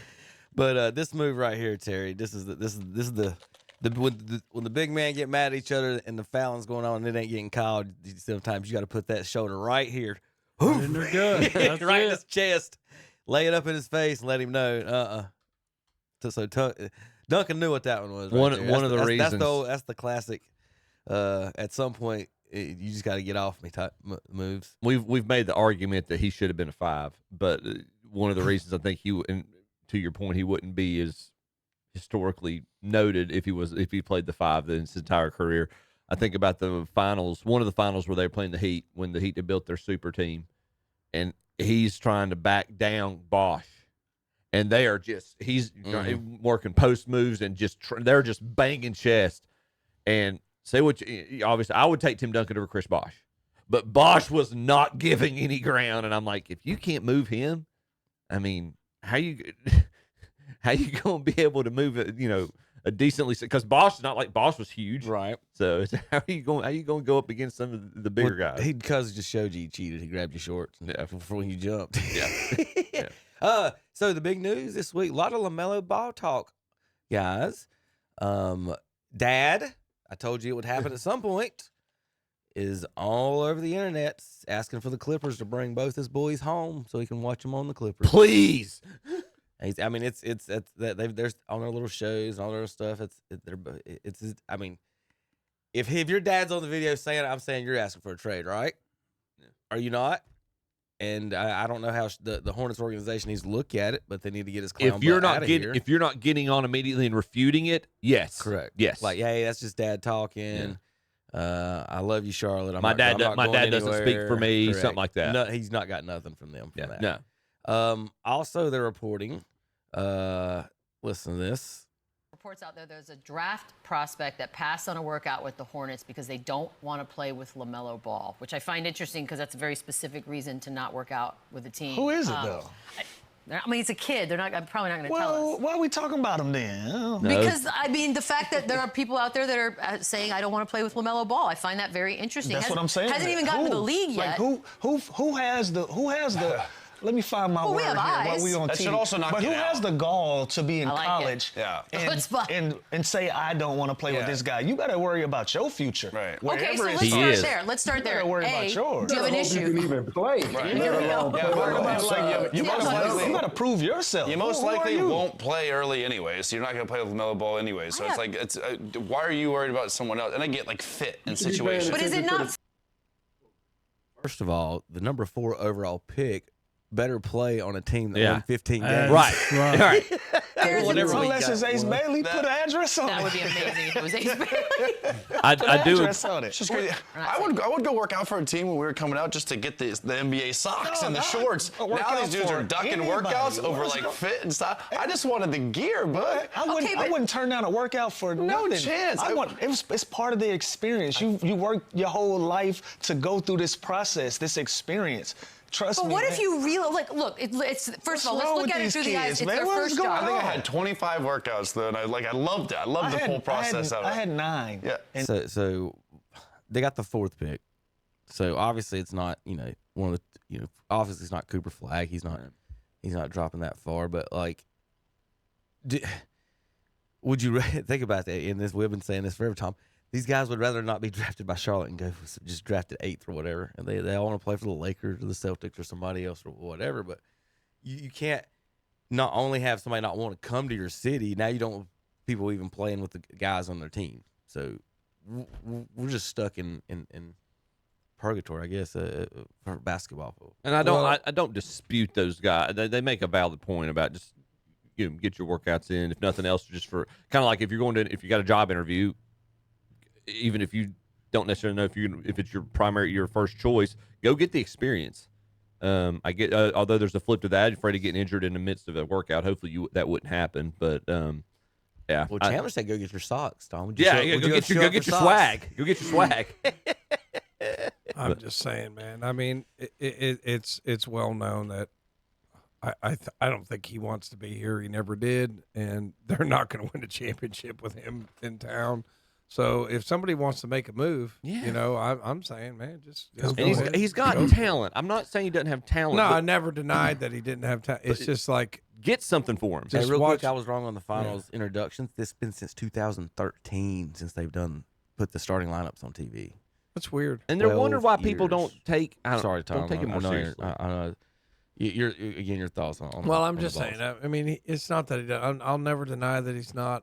He's really a phenomenal talent. I mean, but at the same time, how many shots does he jack up a game? Is it about winning games or Instagram reel? Yep. I mean, it's pretty obvious. So whatever you can get for him. I mean, especially if somebody gives you something dumb like 2 number ones. Yeah. I mean, take it. Yeah. Would you? Desmond Bain just got 4 number ones. Yeah. Yeah, that makes no sense. Yes. I mean, if I got it, well, it depends on who you're getting the number ones from. Like if you're getting the number ones from Oklahoma City, they're all late. They are going to be late round first. Or Boston. Yeah. So I would say like if you can go from a team you think is going to be middle up, or maybe a lottery pick, and you get a couple of number ones. I don't know where Hornets management is on it. If they're happy with their hot dog sales, or if they actually want to win basketball. If it's the Clippers, what would you say? 3 number ones, right? I'd make them give up everything, but you know how the NBA works. If it depends on which team it is. Like the Hornets, we could offer, a team 75 first-round picks for Luka Doncic, and they won't take it, but we'll give you 2 first-round picks from the Lakers, and they take that trade. I know it just depends on who's it's from. I know it's killing them that it's Indiana and Oklahoma City, but I do love that, man. I just love it's like 2 small markets. So the WNBA, they've been pushing, hey, take us serious, watch our games, all this stuff, right? Game day program, okay? This is the game day program for the Seattle Storm and Los Angeles Sparks. All right. Take it serious, Tom. Come watch my finger roll. So is this young lady a player? Yes, this is not a cheerleader. Okay. Now, this is again, isn't on social media. This is the actual game day program you pick up at the court, not in a basketball jersey, not in a cheerleading outfit. Kevin, sex sells. It always has. I just went up in a lot of people's in a little picture frame. Yeah. But what they got framed, Terry. But what I'm saying sure some is, people took that to the restroom after they picked it up. Terry, do you have any? Now, my Uncle James was a sports collector, right? Mm-hmm. And I've been through I've got a bunch of state stuff and all this stuff. And I know you folks here are, Tom, you're a Crest. I haven't found one Crest program or state program or Denver Nuggets program with David Thompson in his tighty whities on the cover. Women would probably like it. But they don't need that, Kevin. They don't need the WNBA needs this because they need to generate interest. You don't need that for the NBA like the WNBA. That's the sparks. Now, do you know so Caitlin Clark's teammate Cunningham has been hitting the news for getting in a roughing it up with some ladies on the court. And since she's done that, their official Twitter feed, the Indiana Fever's official Twitter feed, has started posting some of her shots. All right. So again, this would be like the Hornets posting LaMelo in his boxers. I'm not complaining. She's obviously a beautiful woman. It says our bodyguard. Well, I mean, like I say, sex is always sold, and when you need to sell your product at a higher, you're trying to increase revenue. I mean, hey, watch these sexy ladies play basketball, and if it gets more people in seats, that's why they're doing it, man. But from your point, Kevin, it's like, okay, so I'm supposed to take it serious.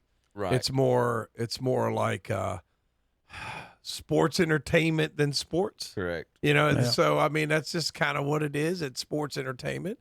But don't tell me she's good at basketball and then post a picture in her underwear. Well, I know. Let me come back full circle. From the official account. We see these beautiful ladies. She can post all she wants from her account. We see these beautiful ladies, and there's a lot of middle-aged white men that are a little bored and want to go see some hot ladies play basketball. But then combine that with gambling, guys. Combine it, you get the interest, and you can gamble on it. There you go, Kevin. You ain't gambling. He did just make it. But you're gambling on the. Yeah, chances of you having that are probably zero. But I'm just saying. Had a bad year. I'm just saying that once you generate the interest, Terry, once people start following it because they got interested in the sexy ladies, now they find out they can bet on it, or they become interested in betting on it, and there you go. That's what can save the NBA: sex and gambling, right?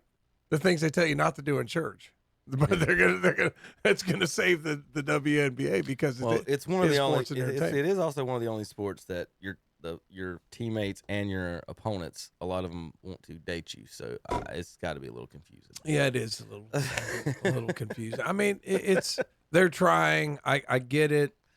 It's just never going to be what the NBA is, and I'm sorry. I mean, it's just the fact of life. But I do not you'd criticize them for that, but I understand completely what they're trying to do. I mean, if they can come at this and make more money by sports entertainment, well, why not? I know exactly what they're doing. I think it's embarrassing that as a sports thing. Let's just say we're the WWE. That's fine.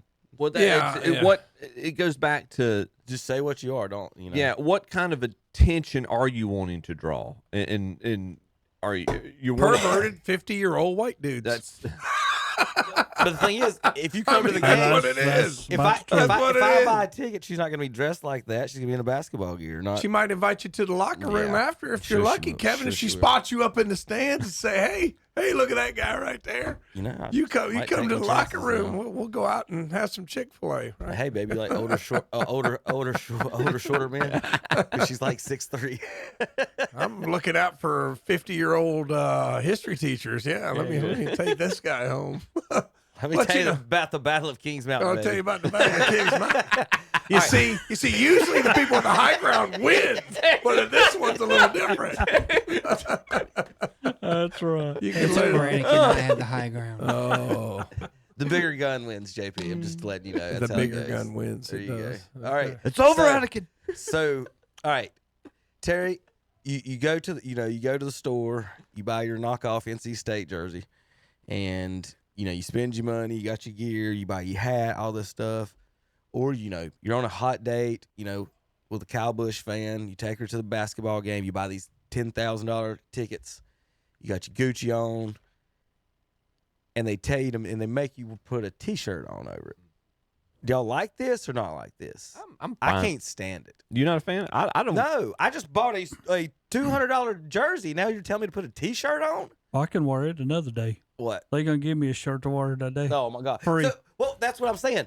So now That's free. Right. It's free. But I don't want to put this stupid shirt on. It doesn't match my fit. It doesn't go with my shoes. Yeah, but I'm in with the It doesn't crowd. go with my of everybody. watch. But okay, then why did I even buy your gear to begin with? If any time in the world I can't wear my $200 jersey, it's at an NBA Finals game, I got to come and wear this crappy T-shirt. And so, second of all, if I am going to come wear this crappy T-shirt that you're going to force me to wear, could you send it to me to my electronic notes that you're going to send it to me? I'll just prepare that, and I won't wear nothing. I'm not bringing my jersey to the game. I'm not going to wear anything nice. I'm going to wear my wife beater, Tom, and get there when they give me my shirt so I can take it off. Or give them.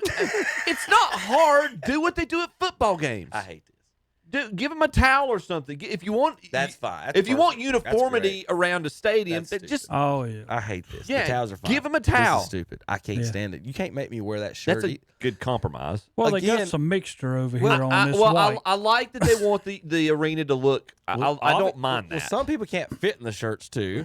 So That's true. So like, That's if my true. daughter's sitting there, and a 300-pound man is also like, they give him the same T-shirts. Yeah. They did that to Andre one time. They put him on the video board and told him to put his shirt on. Put the T-shirt on, big man. I'm like, dude, I'm so sorry. He's like, I ain't putting that T-shirt on. And I can see Andre saying that, like, yeah. And what you're a fan of the other team as well too, obviously. But yeah, there's just been a big argument about this. Yeah, it looks cool, whatever. Or let's put it on for the opening ceremonies, and I'm taking it off, or whatever, something like that. But I need T-shirt rules for the game, so I need to know what I'm doing here. There should be a way, if you're in the lower bowl or something, that they like you said, they communicate with. That's what colleges do. Yeah. Just say the student section, we're wearing, this is a whiteout, or this is we're wearing the school color tonight. You do that in high school. Yeah, yeah. It's not. I mean, it's the same stuff. That's one of the disadvantages of a pro team is you don't. But if you sign up for season tickets or you sign up for the lower bowl tickets or something, you should have communication that you should be able to share. Sorry, there's a commercial popping up. NBA Finals Game 7 is tomorrow at 8 p.m. Went 7 in OKC. Tickets as low as $949 for the last row. That's affordable. Terry, you going? Thunder favored by 6.5. Tom, how you breaking it down tomorrow? Just telling you, Indiana's been a team of destiny. They figure out how to win games like this. I like them. But you know what? I think the refs, the fix is in, right? SGA will probably have That's what Zach said. Fix is in. I'm still going Indiana. Indiana shocks them, wins the title. Terry? Tom, I hate when you pick the same people I pick. But yeah, that means it's probably wrong. Well, it's like you said before. Oklahoma's never lost 2 in a row. They haven't. I got a feeling this is when it all happens. Well, they've lost 2 in a row, but not this season. Yeah, that's what I'm saying. But I got a feeling this is when Indiana maybe steps up and shows them that they're the better team. And I don't mean that in no bad way, because all they had to do is take away one. They took away Williams in the last game, so you have your choice. Take Big Dog away, or you take Williams away again, and they've already showed they could take him away. You ain't taking SGA away. That's what I'm saying. It's hard to take him away. So I got Indiana pulling off a win to win the NBA championship. Pulling off an upset. No, a win. Okay. Because they're as good as OKC. It's an upset. I'm just telling you, it's an upset. Chipper? Okay, Terry, hold on. If it's not upset, who's the SGA on Indiana? On Indiana? Yeah, who's their SGA? Who's their superstar? Correct. They don't have one. That's why they're the underdog. Go ahead, Chip. Go ahead, Chip. He's probably the guy that's played the best throughout the playoffs for them. To the last minute of the game. Yeah. OKC's not lost 2 in a row this year. They're at home. I disagree, Terry. The best team in the league is OKC. I think Indiana's played like a team of destiny, but they're gonna come up a game short. OKC wins the championship. I'm with Chip on this one because I got the gambler over talking about destiny. I'm just not. Terry worried about. But now wait a minute, picking the same team you as haven't him. worried. I haven't seen Tom grab his phone yet. You just missed it. I took a parlay. Yeah. I took was it Holmgren will get more than 12 rebounds and Indiana will win outright, and that pays like 7-1. Holmgren had 6 rebounds on the last game. He's due. He took 12. He's a rebounder of destiny. He's due. Have you looked to see if he's got 12 rebounds all year in one game? He's due. I don't know whether that's a good bet or not, Tom. What's the average?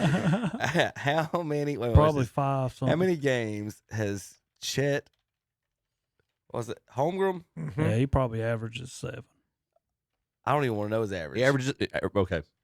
Got 12 or more rebounds in career. In career.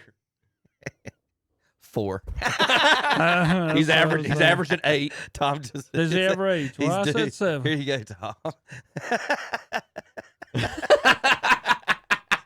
Oh, Lord. And you bet due. on that, Once Tom? this year. Once this year. Oh, Lordy. He's due. Happy Valentine's Day. One day shy. It He's is too paying, little, it is man. It is paying 7-1. He's better too be. No little. wonder it's paying 7-1. He can't get to the rim. He just bet on Chet Holmgren to get 12 boards. That twig is going to snap before he gets into the boards. Tom, listen, I wouldn't say this much, but at this point, you need to call Terry before you make your bets. That's exactly right. Not just to listen, just to hear what he says. He can't even get to the rim. Tom, I don't know if this is a good one or not. We'll see. I got a feeling you lost. I have a feeling we're going to have a text chain going during game 7. We're going to check it. Whoa, wait a minute, Tom. In the whole first half, he had 1. We'll see. He can't get to the rim. Oh, God. 5 minutes into the game, Chet Holmgren's going to turn his ankle. Or no, he'll have 10 boards at halftime. Yeah, we're all going to be sitting here like, we're all going to be on the edge of our seats all night. Does anybody know the score? We're I gonna don't know. count. How many rebounds does Chet have? Yeah, we're going to be counting every one of In them. Tom's defense, he would have more rebounds if they'd quit calling all those ticky-tack fouls on SGA and all his flopping stuff, because he'd miss those shots and somebody might get a rebound. So I'll give you some credit on it. I'm not a fan of his style of play.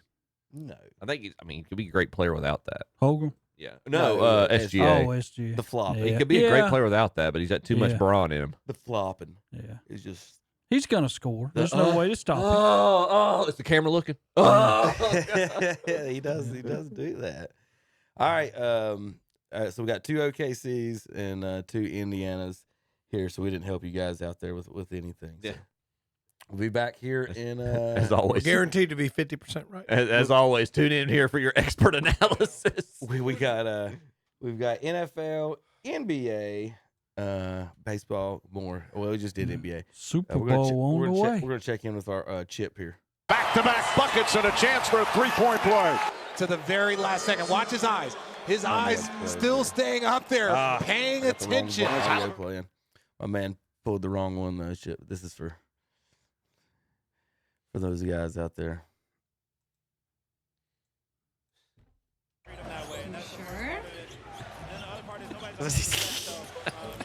We'll be back in a minute. KDC.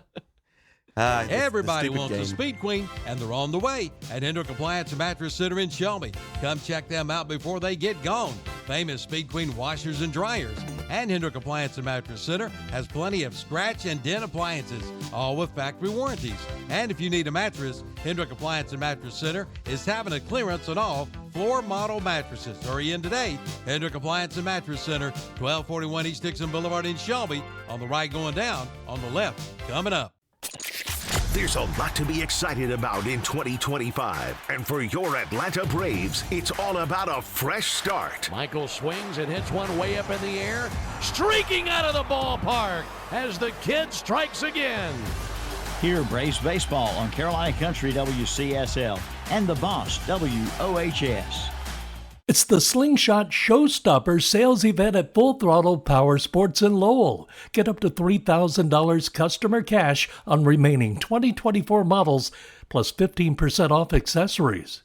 Plus, it's the all-out summer sales event on all Polaris models with up to $4,000 off 2024 models, and financing at 0% for up to 60 months. And save big on the Suzuki King Quad ATVs with 0% financing for up to 36 months or $1,600 in customer cash. At Full Throttle Power Sports, 100 Indian Walk in Lowell. Online at ncfullthrottle.com. Performance meets power at Boyd Tire and Appliance and Boyd Lawn and Garden in Clover. See the new John Deere mowers, the Gravely mowers, and the Aaron's mowers. Ask about 0% financing for up to 36 months, plus a full line of Steel and Echo trimmers. Keep your lawn looking sharp with a stop in at Boyd Tire and Appliance and Boyd Lawn and Garden, located at 110 North Main Street in Clover. Online at BoydTireandAppliance.com. The lowest prices and loudest booms are found at Johnny's Discount Fireworks on Highway 321 south of Gastonia at the state line in Bowling Green. Assortments, shells, and rockets. Open late the week of July 4th. Johnny's Discount Fireworks, Highway 321 south of Gastonia at the state line on the right. On the road again. Just can't wait to get on the road again. Before you hit the road, head to Zeus Auto Repair and Performance in Lincoln. With over 30 years of experience, they promise you'll be completely satisfied with their work. From an oil change to brakes to a North Carolina inspection to a tune-up, they are there for you. Get on the road again with a stop in at Zeus Auto Repair and Performance, 1122 South Aspen Street in Lincoln. Open 8 to 5 Monday through Friday, 8 to 12 on Saturday. Online at ZeusAutoRepair.com. And we're back on Saturday Morning Sports Talk with Kevin and the gang. That's all I got to say. I mean, granted, I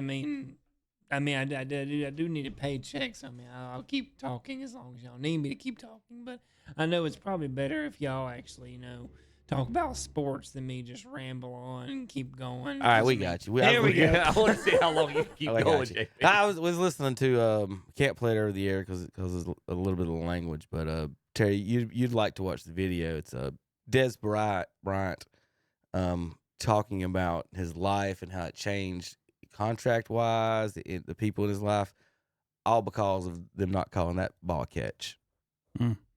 And Jerry Jones, he was talking about Jerry Jones brought it up in contract talks. That's how dirty the game is. You want to know why people or maybe Cowboys aren't successful. Like, if Jerry's bringing that up to hold that against Dez in contract talks, like, how do you even talk to somebody like that? Like, we all know I caught that ball. It's right now it'd be ruled a catch based on the rules. It should have been ruled a catch before it was. Everything was. Dak Prescott might not be a Dallas Cowboy if that thing is ruled a catch. They would be in the NFC Championship game. And we're sitting here, and then now and everything else like he said, but I didn't know that Jerry had tried to use that against him, like in negotiations. That, hey, if we'd have caught that ball, you'd have got paid more, or something like that. That's kind of what he was saying. Jerry Jones is a master negotiator. Oh, yeah. And all the negatory that he can bring up, that's what he's going to throw at you. But that's the problem with billionaires, though. They make $1 billion, so they assume they know everything. Well, it's not saying you're dumb, but it doesn't mean you know everything. And I tell you what, man, that just sounds like something he would do. I got good news and bad news for you, Tom. For the Browns,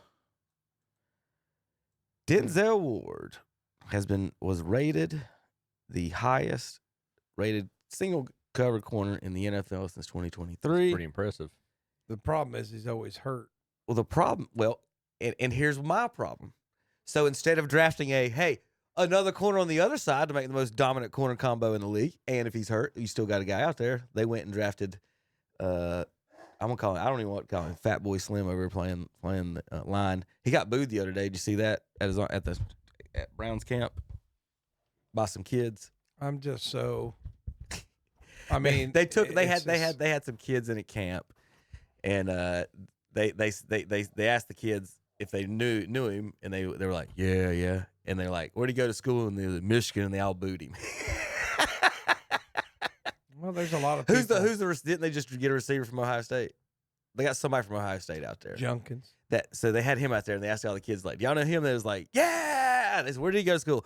Ohio State. And they all loved him. So, like, there's, like, no fanfare for the dude. I don't even know his name. What's his name? Who did they draft?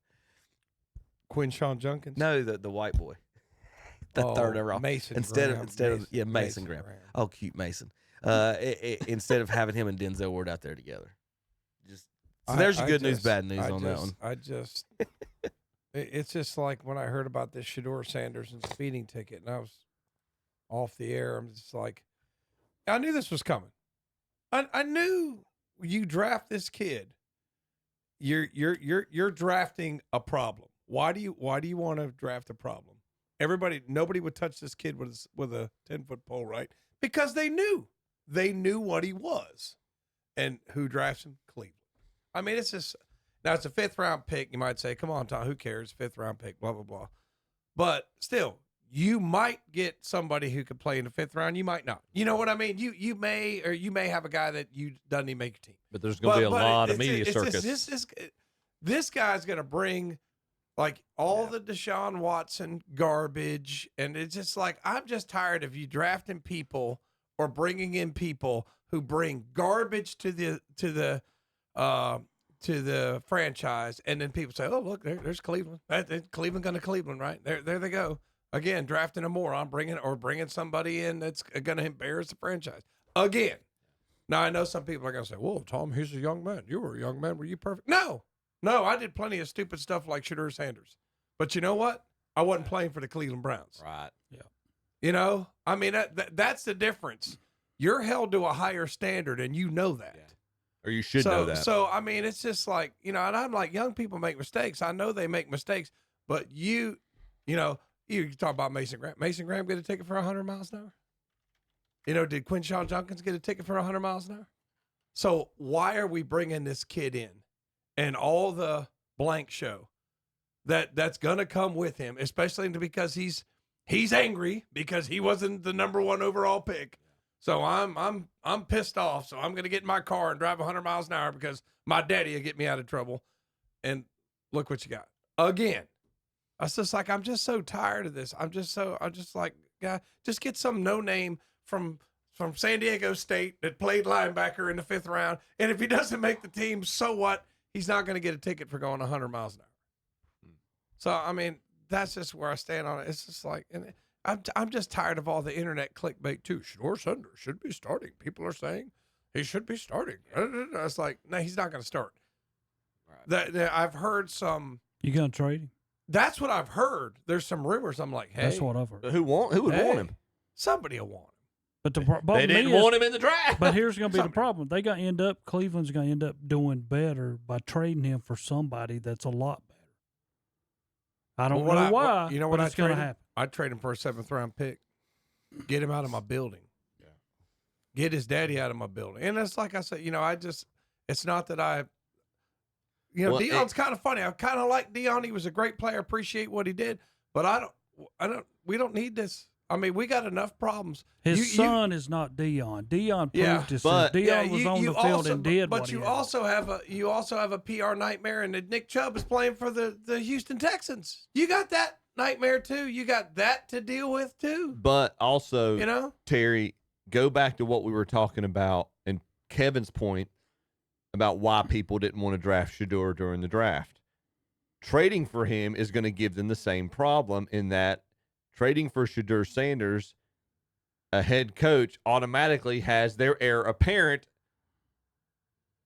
in the vicinity of the franchise because Deion, if the Sanders family's not happy with the direction the franchise is going, Deion just has to drop his name as a potential candidate to replace you. You're going to get rid of your coach. You're going to bring in Deion Sanders to coach your football team. You're out of your mind. I'm just going to tell you, you're out of your mind to bring that in and bring all that. Now, it might work in college. That ain't going to work in the pros. You know where I'd love to see Deion Sanders coach? The Dallas Cowboys. I would love to see that. All right, so I got some comments for you guys. After being asked if he would continue to drive at high speeds, quote, I don't know, maybe at times. It's not a big deal to me. You just got to abide by the rules, and that's all. I made a mistake, and I'll live with it. I'm not going to jail or nothing like that. I wasn't drunk. I was just speeding. That's it, said the 23-year-old star back in 2008 when he was driving 101 and 65, Mr. LeBron James. That was not Shore Sanders quotes. That was LeBron at the same age, same streets in Cleveland, going the exact same speed. And that was his comments that he was going to keep doing it whatever he wants. I understand that there were no consequences to this. So Cleveland's got to give back their basketball championship now, Tom? Yeah. I'm just... Shedeur Sanders is not LeBron James. After we went off on Shedeur for a minute, I read the quotes from LeBron, same city, same speed, same age. I've never heard anybody say that. I'm not saying that young people don't make mistakes. I'm saying the Cleveland Browns do not need this right now. Yeah, he's going to be their starter because he's good, and all the rest of them ain't. They shouldn't have got rid of Nick Chubb. He ain't going anywhere for 7th round pick. Y'all are silly. You've got a Deion man crush. That's all this is about. This is another one of your man. The dude's crushes. good. He's good. If he's good, why is he a 5th round pick? because he's not that good. I'm not saying he's bad, but I'm saying that if they could trade him, get him out of the building. Let somebody else deal with this headache. I care one. I know you don't care, but I do. The speed. If he's drinking, yes, but if he's not, he's just speeding. Well, he's going over 100 I miles. I would want to say the same thing, Kevin. But what if he hits somebody? But until he hits somebody you love. I know that's always it's just speeding until he kills somebody. I know that, but again, if the speed limit's 70, and most people going 85 anyway. He can spin anything, can he? No, I'm just saying, like he just spin anything. This isn't tradable offense, is what I'm saying, because you got. I'm not people get saying speeding tickets that. all the time. I'm not saying it's already all the shenanigans, and then I'm just saying Cleveland doesn't need this. Another team could absorb it a little bit better. What's Cleveland going to do? Ruin the Super Bowl chances? No, it's just like if you never get it going in the right direction, man. The problem is Deshaun Watson's on the roster. I have way more of a problem that Deshaun Watson's on the roster and Nick Chubb's in Houston than I do that he was speeding. I got a problem with all three. At the end of the day, they got this sorry dude they drafted from Michigan. I got a problem with all 4. I mean, it's just like, man, I just don't know what you idiots are doing up there. I mean, some of the picks, I don't like saying, the running back, I forgot the running back's name from Tennessee that they got. That might be a steal because he's supposed to be pretty good. He probably fell a little bit further than they thought he was. Junkins should be pretty good. We'll see. So it's not all bad, but it's just the quarterback situation and this, and now Nick Chubb. So let's say you're a player, let's say you are a free agent, Tom. Would you want to go to Cleveland at all, knowing the way they treated Myles Garrett and Nick Chubb, because they What do you mean they paid? Well, Myles it was a big argument about it. It wasn't a straight up thing about it. Okay. Oh yeah. There was trade rumors. Paying somebody crazy money's never gone bad for Cleveland before, has it? No, what I'm saying is that if you look at them, and be like, no. If I go there, big checks, that solves all their problems. If I go there, are they going to want to give me a long term money type contract? Unless I don't know what your point is. They did it with Watson. And it blew up in their face. Why didn't they do it with Nick Chubb? Is what I'm saying. Why would you do it with a franchise player? You're doing it with Deshaun Watson, but you won't do it with Nick Chubb. They've got to know something about his health, about his medical records that other teams don't. You mean the Texans were in the playoffs last year? Like, yeah, we'll take Nick Chubb. That one's stupid. I think stuff like that makes me mad because Dallas sat there again with Nick Chubb available again, somebody to put in our backfield, and we don't go get him neither. I think Nick Chubb's got a good chance of being comeback player of the year. We had this argument last year about Derrick Henry, and you said they didn't need him. He probably will, Tom. I mean, that's you're 100%. If he gets the carries, I just don't know if he's going to get the carries down there. Dude, nothing says work ethic like Nick Chubb. He only got what, $4 million? I don't know. But you don't see Nick Chubb making stupid Instagram videos. Guy goes to work, man. I mean, he's a throwback. Oh, he's a throwback. The Chubb thing is the one that bothers me more than anything. And that's why you want him in the locker room. Yeah. Because it's one thing, like, if you have great work ethic and you suck, it's still hard. If you're Rudy, okay, you got a great work ethic. Speak but of you locker suck. room. But if you're Nick Chubb and you're the work ethic, and it translates to success. You've got a resume that can kind of back it up. Yeah. And a past resume. I want to say something. You talk about work ethic in a locker room. Jameis Winston's going over like glory up in the Giants. They say that's the best thing that we ever did. That just speaks to what the Giants had before Jameis Winston That's what got I'm there. saying. They said you'll be surprised lack at how thereof. many people that just stop and listen to what he's got to say. I stop and listen to what he says. They stop and listen to what he says because they're like, is he smoking weed? Well, that's what I'm thinking myself, Right now? but I'm like, he had so much Terry praise for the said that, though, stuff. but no kidding. Some of the Saints, there's rumors as far as the Saints go that their players want Jameis back because after Carr retired, they don't have a quarterback, and so bring Shador Jameis Sanders to the Saints. Hey, we got your quarterback. We'll send him there right now. Hey, Shador, there's plenty of nightlife. We've been looking for a bars, quarterback women. for years. We get one. He goes a little bit fast on the interstate. Now Tom's ready to get rid of him and go back to no more quarterbacks. What are we gonna do, Tom? Flacco. At least I don't see Dylan Gabriel bringing more negative attention to the Cleveland Browns. Whoever makes more touchdown passes is all I care about at this point. It's time to go gangster with it, Tom. Quit worrying about your what people think. It's time, Okay, Kevin. It's time to just get real with it. Like, we just can't just sit do this the whole. We got Deshaun Watson. What you talking about? Shador Sanders might be the Chappelle Show when keeping it real goes wrong. The problem At some point, you just got to quit paying nice. The problem is you just can't lure a big time quarterback to Cleveland. If I'm Myles Garrett, he signed that big deal before the draft, right? Yeah. If I'm Myles Garrett, how do I feel about signing that deal and then them having the draft that they had? He's already come out also and said that Chubb coming back was part of their conversation too. Yeah, that's. Oh yeah. He specifically said. I think he. You know what I would. They tell, told me Chubb was coming back. See, the ownership is not worried about that. We got you. We got you to sign. We don't give a crap what you thought about Turn Chubb. whatever lines they are. It's all about money anyway. So I mean, it's just. I think you got an Andrew Berry problem. You're the GM. You know what? I used to have a lot of faith in him, but some of these recent, I'm like, dude, I don't know what you're doing. I mean, your first 2 draft picks. I'm like, I know that I know, you've said it many times, Kevin, that look at the defense. If you want to know if a team has a chance to go to the Super Bowl, look at their defense. And you are absolutely right on that. But the 2 guys they drafted to play defense. Tom, y'all known that for 60 years. No, but he emphasizes it, though. He actually emphasizes that and looks it up and not just say things like you do. I'm telling the truth. He actually looks up stuff and says, hey, the last 5 Super Bowl champions had at least a 5. He actually looks it up and proves it. I've looked it up. It said no Cleveland Brown has ever touched the grass on Super Bowl. Important. He actually looks things up. And this is looked up. It's proof. But he actually does it. You don't. Holy moly. He emphasized. No, there's plenty of people out there. Kevin will tell you, plenty of stupid people out there say draft a wide receiver every year, right, Kevin? Oh, my God. I mean, there's plenty of people Carolina out there. Panthers. Right. There's plenty of people say, oh, draft the best running back available. When, okay, we're going to do this old school. Research says build the defense, but the 2 pieces they got the guy from Michigan who's throwing up there in practice, and they got another guy. He's just They basically drafted Rudy from He's UCLA, just not right? used to that kind of work. They basically drafted Rudy. Okay? I mean, I know the guy had a great career at UCLA, but y'all drafted a boy's throwing up and Rudy.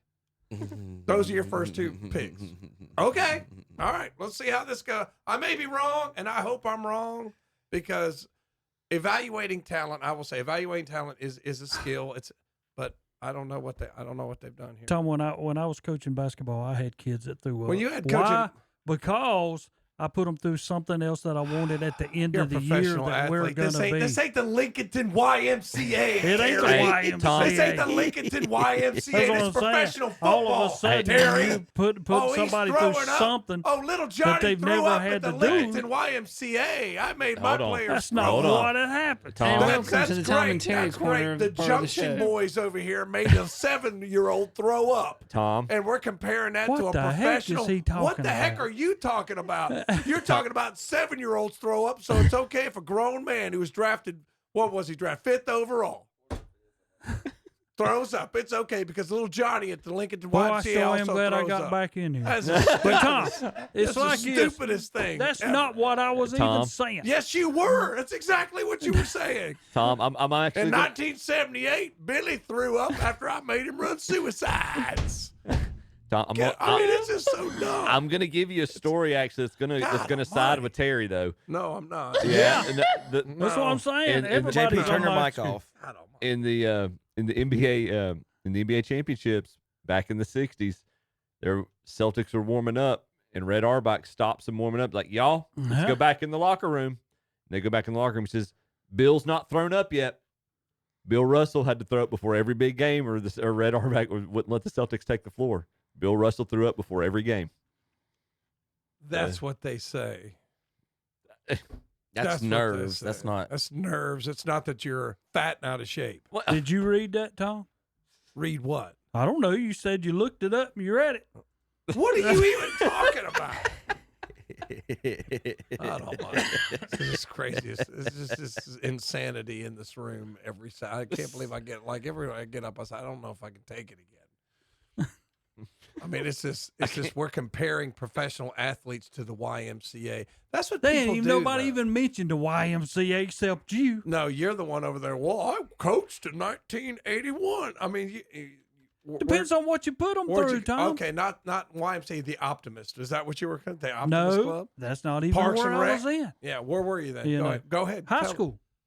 I had kids. I mean, high you know, school. it's a difference. Okay, high school. Because Johnny You prepare threw up. them Johnny for threw what up you want at them to JV do basketball practice. at the Mason end of Graham can games. throw up. It's fine. At the start, you prepare them for what you want them to do. Will they be prepared when it gets to the fourth quarter? It and is your everything job is on to the be line. in shape already. You know, well, how does you? Well, you know how that goes.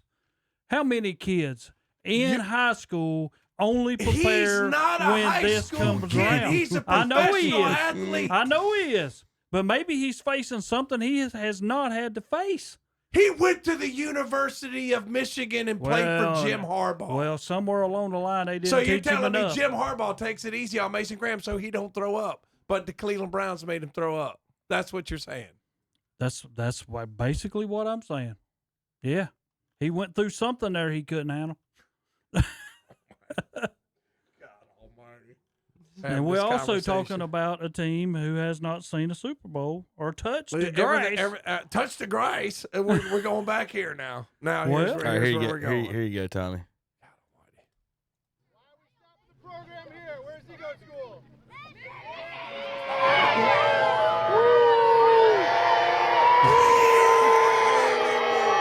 Let's all boo our number 5 pick. Look at him. I got a ring. That's actually kind of funny. Where's he go to school?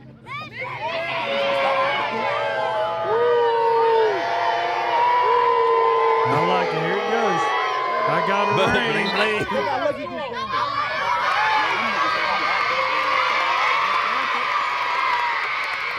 See, that just shows they got a bunch of fans, the young kids who have no clue what football is.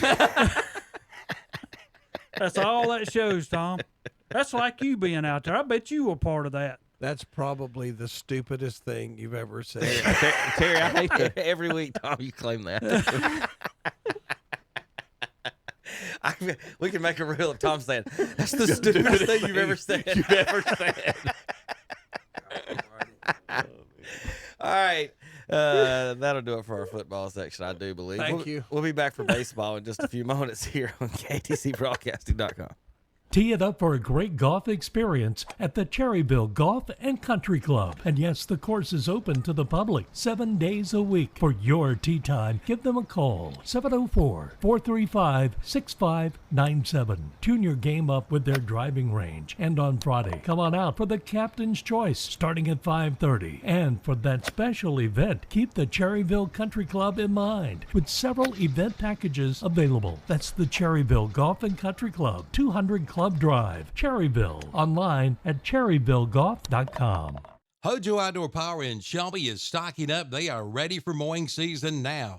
As a matter of fact, they got a big stock of Cub Cadet mowers and Bobcats. Come on in and you'll be ready to roll. Save $1,000 on an LS MT125 tractor, sell priced at $13,900. Buy now and get a free front end loader. And it's time to get that mower serviced. That's Hojo Outdoor Power, 110 Grigg Street in Shelby, off South Lafayette Street. Online at hojopower.net. Like them on Facebook too. Man, the storms keep rolling on in. High winds, heavy rain, even hail. Protect your vehicle with a new carport from Acres Enterprises in Cherryville. They'll be more than happy to come out and give you a free estimate. And check out their pricing on metal roofing. They will not be beat. 12x3 sheets, just $30 a sheet. Now available in silver gabaloon, white, tan, patriot red, barn red, and they will not be undersold. That's Acre Enterprises, 1220 Shelby Road, Highway 150 East in Cherryville, right across from the food line. Online at acrecarports.com. Like them on Facebook too. Man, I got to get out of the storm. There's no background music or sound effects in this commercial as to draw your attention. Maxwell B. Hamrick Insurance has a long tradition of meeting the insurance needs of its customers. Maxwell B. Hamrick continues offering you the best policy possible by insurers that are proven and trusted. Make sure to ask about the companies they work with when you talk with one of their certified agents. Maxwell B. Hamrick Insurance, 116 North Main Street, Boiling Springs, 1719 South Lafayette Street in Shelby, and MB Hamrick. INS.com. Why choose Kubota for your new compact tractor? All the options in the market can make the choice difficult, but don't lock yourself in before you've seen what Kubota can offer. We've been selling reliable tractors in the U.S. for over 50 years. Your Kubota dealer can help you select the right tractor at a price you can afford and then support your purchase after the sale. Stop by your dealer today for a tractor you can count on for years to come. Your Kubota dealer in this area is Parker Farm Service, 126 Bessie Drive, Kings Mountain. Congratulations to all of our area graduates from Medical Center Pharmacy in Cherryville. What you have achieved has been difficult. You dreamed for this day, and now it is here. You have worked hard toward making it a reality. Today is just the beginning of greater accomplishments. It is time for you to show the world what you're made of. Congratulations on this milestone from everyone at Medical Center Pharmacy, 607 East Academy Street, Cherryville. Online at mcpcherryville.com. Call 704-435-3263. And welcome back to the Tom and Terry Corner. Good morning, everybody. Baseball time. This week was, past week was Father's Day. So obviously, we wished a happy Father's Day to everybody last week. Terry wasn't here. And Terry, you guys obviously missed it. The next day, our tweet of the week from Jose Canseco, where he wished everyone, even A-Rod, psych, just kidding, happy Father's Day, but everyone but A-Rod. That is so funny, man. A-Rod slept with his wife, right? Correct. But at the same time, like, if you keep bringing it up, does that not say, like, every time, if I was A-Rod, I'm like, yeah, dude, got you. You know what I mean? I mean, your thoughts every day. I mean, every day it's like, yeah. And I'm living rent free in your head all day. You know what? That's what I was just about to say. My daughter uses that all the time. Yeah, living in your head, rent free. I mean, it's like, dude. But like, Josie Conseco's getting 400,000 views on that though. I guess. I mean, I just don't understand it. I mean, you know. Just go beat the guy up. Whatever. I mean, you know. All right. Controversy of the week in St. Louis. Should there be an argument, fight over this? Renato makes quick work of Caleb Durbin, the 8th batter. Ooh, went down at the end of that route.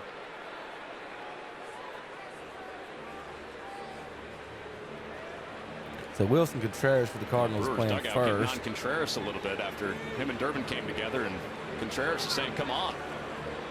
Yeah, it's interesting. And Wilson Contreras hasn't played first base. Oh, what did he step backed back? up. He backed up. Yeah. Now, He with that steps back said, just a little bit, but you don't want to hang around that bag. That might be the inexperience of the former catcher. He backed up. which is true, which is fine. But where's that runner supposed to be? For y'all, where y'all told me. Well, he's coming to the bag. You're allowed to leave. Because my first baseman is standing in fair territory. That's why they have the double first base in college. Just go with it. My first baseman is standing in fair territory right now. Yeah, but he's trying to get. You're allowed to come back into fair territory. He's at the already end of out. touch Get the away base. from me. Don't touch me. You're out. No, he's out. Yeah. Right. He's out.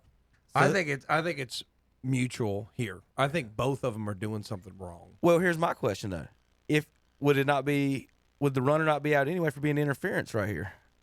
That we've had this discussion the whole time, or whatever it is, because look where his last step is. He's definitely inside the baseline. It kind of makes you. It's not think, illegal to be inside the baseline though, Kevin. But he It's would have not been out, illegal. right?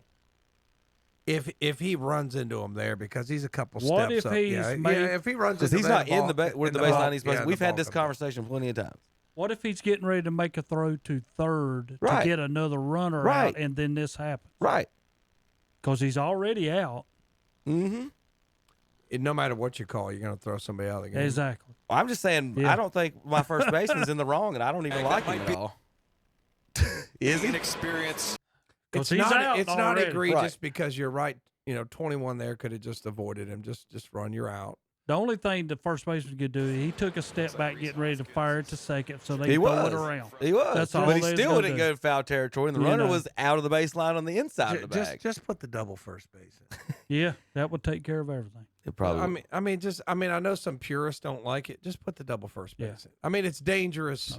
It's we got double dangerous. first base over at West Lincoln. The reason why it's dangerous is like on a close play. Okay, when's he come back in? What if that throws a little bit off? You're right. It takes so much thinking and trying to figure out what the Yeah, plays. And then right. most people have no idea the little nuances of every Right, little rule. Just put a double first base there because there's a lot of stuff that can happen over there. And just in spirit, I don't want to see anybody get hurt.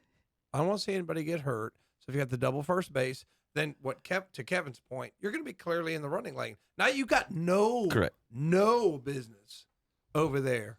You got no business over there in fair territory because you're trying to figure out, in all defense of the runner, I'm trying to figure out How to get to the base. How to get to the base. Yeah. That's where what I- blew my Right. mind on the Yeah. original argument about I've never been told not to touch first base. Right. I mean, it's just one of those. It's just one of those things where you would just solve a lot of problems. Just put a double first base, and we're done. And I know, that's not what Ty Cobb does. But I mean, he didn't hit with a super aluminum I bat get either. it. Like I get it. I get it. But it's just like like people ask me during the game, like, "Hey, does he have to go all the way back and touch the base after a foul ball?" I'm like, years ago, what they would do would be a foul ball, and they would try to hang out close to the next base. Well, they just modified the rule and said, be in the vicinity of the base. You don't have to touch the base, just be in the vicinity of the base. And that solved the problem. So, like, when you see an obvious problem in baseball, the collisions at first base, how can we amend the rule and not really change the spirit of the game? Put the double first base there. That's it. It's not going to change a thing. The only thing that's going to change is now he doesn't have to guess when to come into fair territory. Right. He can run right to the double first base and run, and Still has to run. nobody gets hurt, and you don't have a coach coming out there, "Oh, Tom, he ran into my guy. Now- Hey, Tom, he's in the," and you have to, no matter what you do on that call, like Terry said, no matter what you do, if you call interference, somebody's going home. Yeah. If you call obstruction, somebody's going home. So why not? They've got to run the same distance. Why not just make it simpler and Is- just make all right, it guys. easier All on right, all right, everybody? all right. Done with that. I don't care Yeah. anymore. All right. We got I got 5 other things.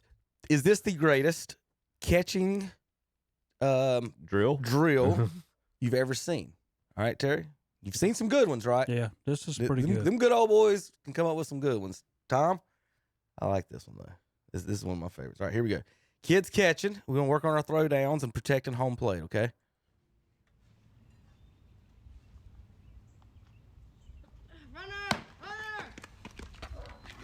Got to protect the plate. Got to protect the plate.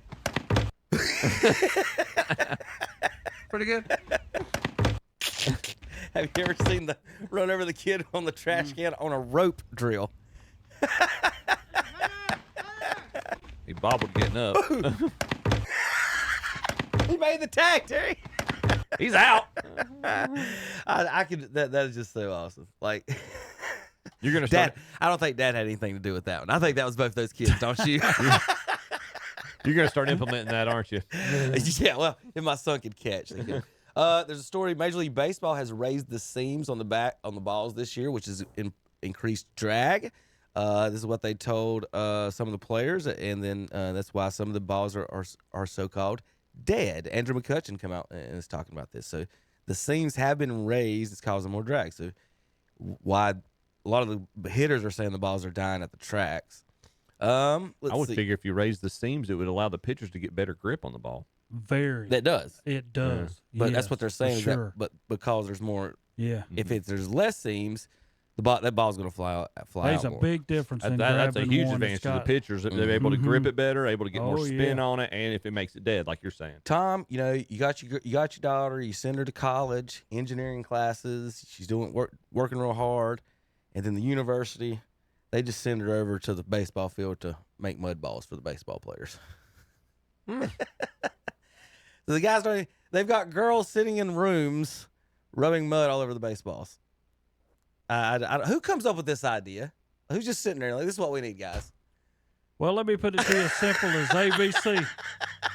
Last night we go over here. We're doing ponytails, and they got all the balls setting up there, the softballs, and the 12-inch ones. And about that time, Coach Pruitt comes in there, opens up every ball, and rubs them down.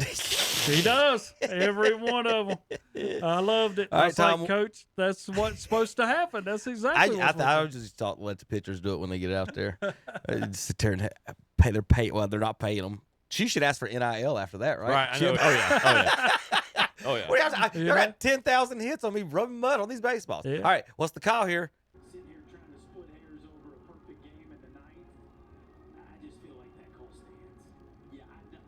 Hit batter. They caught him leaning into the pitch. Oh, come on. They did. Which way does he turn, Kevin? Look where he turns away. If you turn away, okay, it's a hit batter. If he turns into it, he stepped into it. It's not that hard, guys.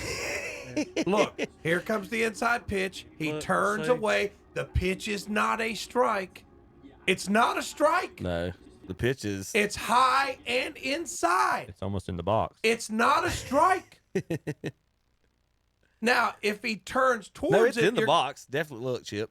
There's the line for It's the ball. not a strike. It's not a the strike. pitch is in the batter's box. He turns away. It's not a strike. The only argument I can see, I'm not. There's not an argument, Chip. He didn't step. The only thing either. I see is that you can see he starts to tuck his elbow in. And it looks like him. It looks from this view like that you could make an argument that his elbow twitches back out. But he come in. There's no argument. Automatically. That's terrible. I agree with you, Tom. Now, I will say that I am not good enough to do the College World Series or even the Little League World Series. But I'm saying that there, if he's here, yeah. If he's here, no. And one thing that a coach told me is like, how could you give that pitch to the pitcher if it's not a strike? It's not a strike. It's not a strike. Yeah. All right. I mean, do you guys like to prefer to throw the ball back or give the ball back to the catcher? Do you have any preference? Okay, every once in a while, it's like if the catcher, like, say you just got hit in the jewels. Yeah. All right, I'm gonna throw it back. Terry, is that what you do in the Dixie softball? Or if he, or like if he just threw his mask off trying to find the ball. Check this or out. something like that. Just Check this Yankees catcher getting frustrated with the umpire throwing it back to the pitcher. 1, 2, number 3, 4. In 15 seconds of him. I love that one. I'm just gonna tell. He's wanting the ball so bad. I'm just gonna tell I'll just tell any umpire, you're not playing. He's out there skipping and throwing. You're not playing. You're not there to entertain the crowd like all these stupid TikTok videos of dancing umpires and all this nonsense. The game is not about you. Just give the ball to the catcher. Just give the ball to the catcher. Is this a slips or on purpose thing? I think he didn't have a good release point on this fastball. He missed Mike Redmond. He did it but on he purpose. got Billy the Marlin's truck. I don't think he was really thinking It's about AJ That's Burnett. AJ Burnett. No, I've seen it up again. The innocent. That's purpose. I'm sorry, Mrs. Wilson. I didn't. Was he mean not to happy break about your the window. truck driving was while he's aiming at the mailbox. warming up? You know how pitchers are crazy. You know, he didn't have a good release point on this fastball. He missed Mike Redmond. Just a bit inside. Idiot. Got broken glass on the field now. Took him another 10 minutes to get that up. Zach Greinke has a career slugging percentage of .336. The Pirates are at .334 this season. That's how bad hitting has got in baseball. How about, we talk about the old Yankees, the Red Sox, the big city comparisons. How about our own Alec Burleson? More WAR, Terry, hitting 50 points higher, and he's way behind this other cat in All-Star voting. It's because fans. That's what I was talking about. Like the Cardinals, like you look at the fan vote, our second baseman's like leading all the second basemen and everything. Fifth, fourth, people sixth. Are delusional. It's that do they have to find a different way to do it now with the internet voting and all that stuff to make it to try to get the people. The problem is you can't separate fans of a team from fans of the game. There's another Dodger hitting 70 points lower than our second baseman. He's in the All-Star game. That's why really fans should not vote. It should be like people who follow the game, because there's fans of the game and fans of a team. Correct. And by my own admission, I'm more a fan of my teams than the game. But I know there's a group of people out there that are better at that. Just more objective. They watch more games. They know all about all the teams, not just a couple. So I miss the old the paper ballots when you voted for the All-Stars, and they put they put the stats. Well, up. you had to go to the game too, to get the paper ballots. Yeah, they put the stats beside each player, like their major stats, and that kind of All helped. Right. I want to read this real quick before we get out of here. David Freese, former St. Louis Cardinal, was and he basically his home run won a championship for us and World Series for us, and they voted to put him in the Hall of Fame, but he has declined the invitation. This is his quote. This is something I've given an extreme amount of thought to humbly even before the voting process began. I'm aware of the impact I had in helping the team bring great memories to the city I grew up in, including the 11th championship. This honor means more to me. I look at who I was during my tenure, and that weighs heavily on me. Cardinals and the entire city have always had my back in every way. I'm forever grateful to be a part of the amazing organization and fan base now and into the future. I'm especially sorry to the fans that took the time to cast their votes. Cardinal Nation is basically the reason why I unfortunately waited so long for this decision and have made it more of a headache for so many people. I feel strongly about my decision and understand how people might feel about this. I get it. I'll wear it. Thank you for always being there for me. I'm excited to be around the Cardinals as we move forward. The reason being that he turned it down, if you don't know anything about it, is that he had some drug addiction problems while in St. Louis. Part of his therapy and everything else has been basically he wants to forget that time of his life, and he does not want to be honored for being. He did say basically saying that I did not like the person I was during this time. I don't want to be honored for that time of my life. Correct. I got so. you. That is the news this week, and him coming out and saying that there in St. Louis. That was a big commendable for his motivations. Good luck to him, and hope everything goes well for him and whatever he needs and does. But like you said, waiting on the Cardinals, actually, the folks in St. Louis, it will take care of him if he needed something. So yeah, I think that I hope he's okay and everything. So. Yeah. All right. Any other news and notes baseball wise or anything else, guys? Got to get out of here. Happy Saturday. Father's Day last week. Anything else? Sent Kevin a couple texts yesterday evening. And my oldest sister, was in St. Louis. Went to go watch the Cardinals play. Had great seats behind home plate. I passed along your message. I told her to be careful walking out of the stadium. I'm serious, y'all. You go to these some of these cities now, pretty bad. But all right, we'll see you guys next week. KDC Broadcasting.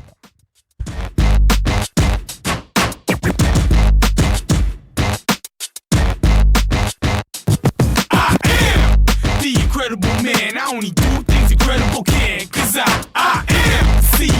Josie.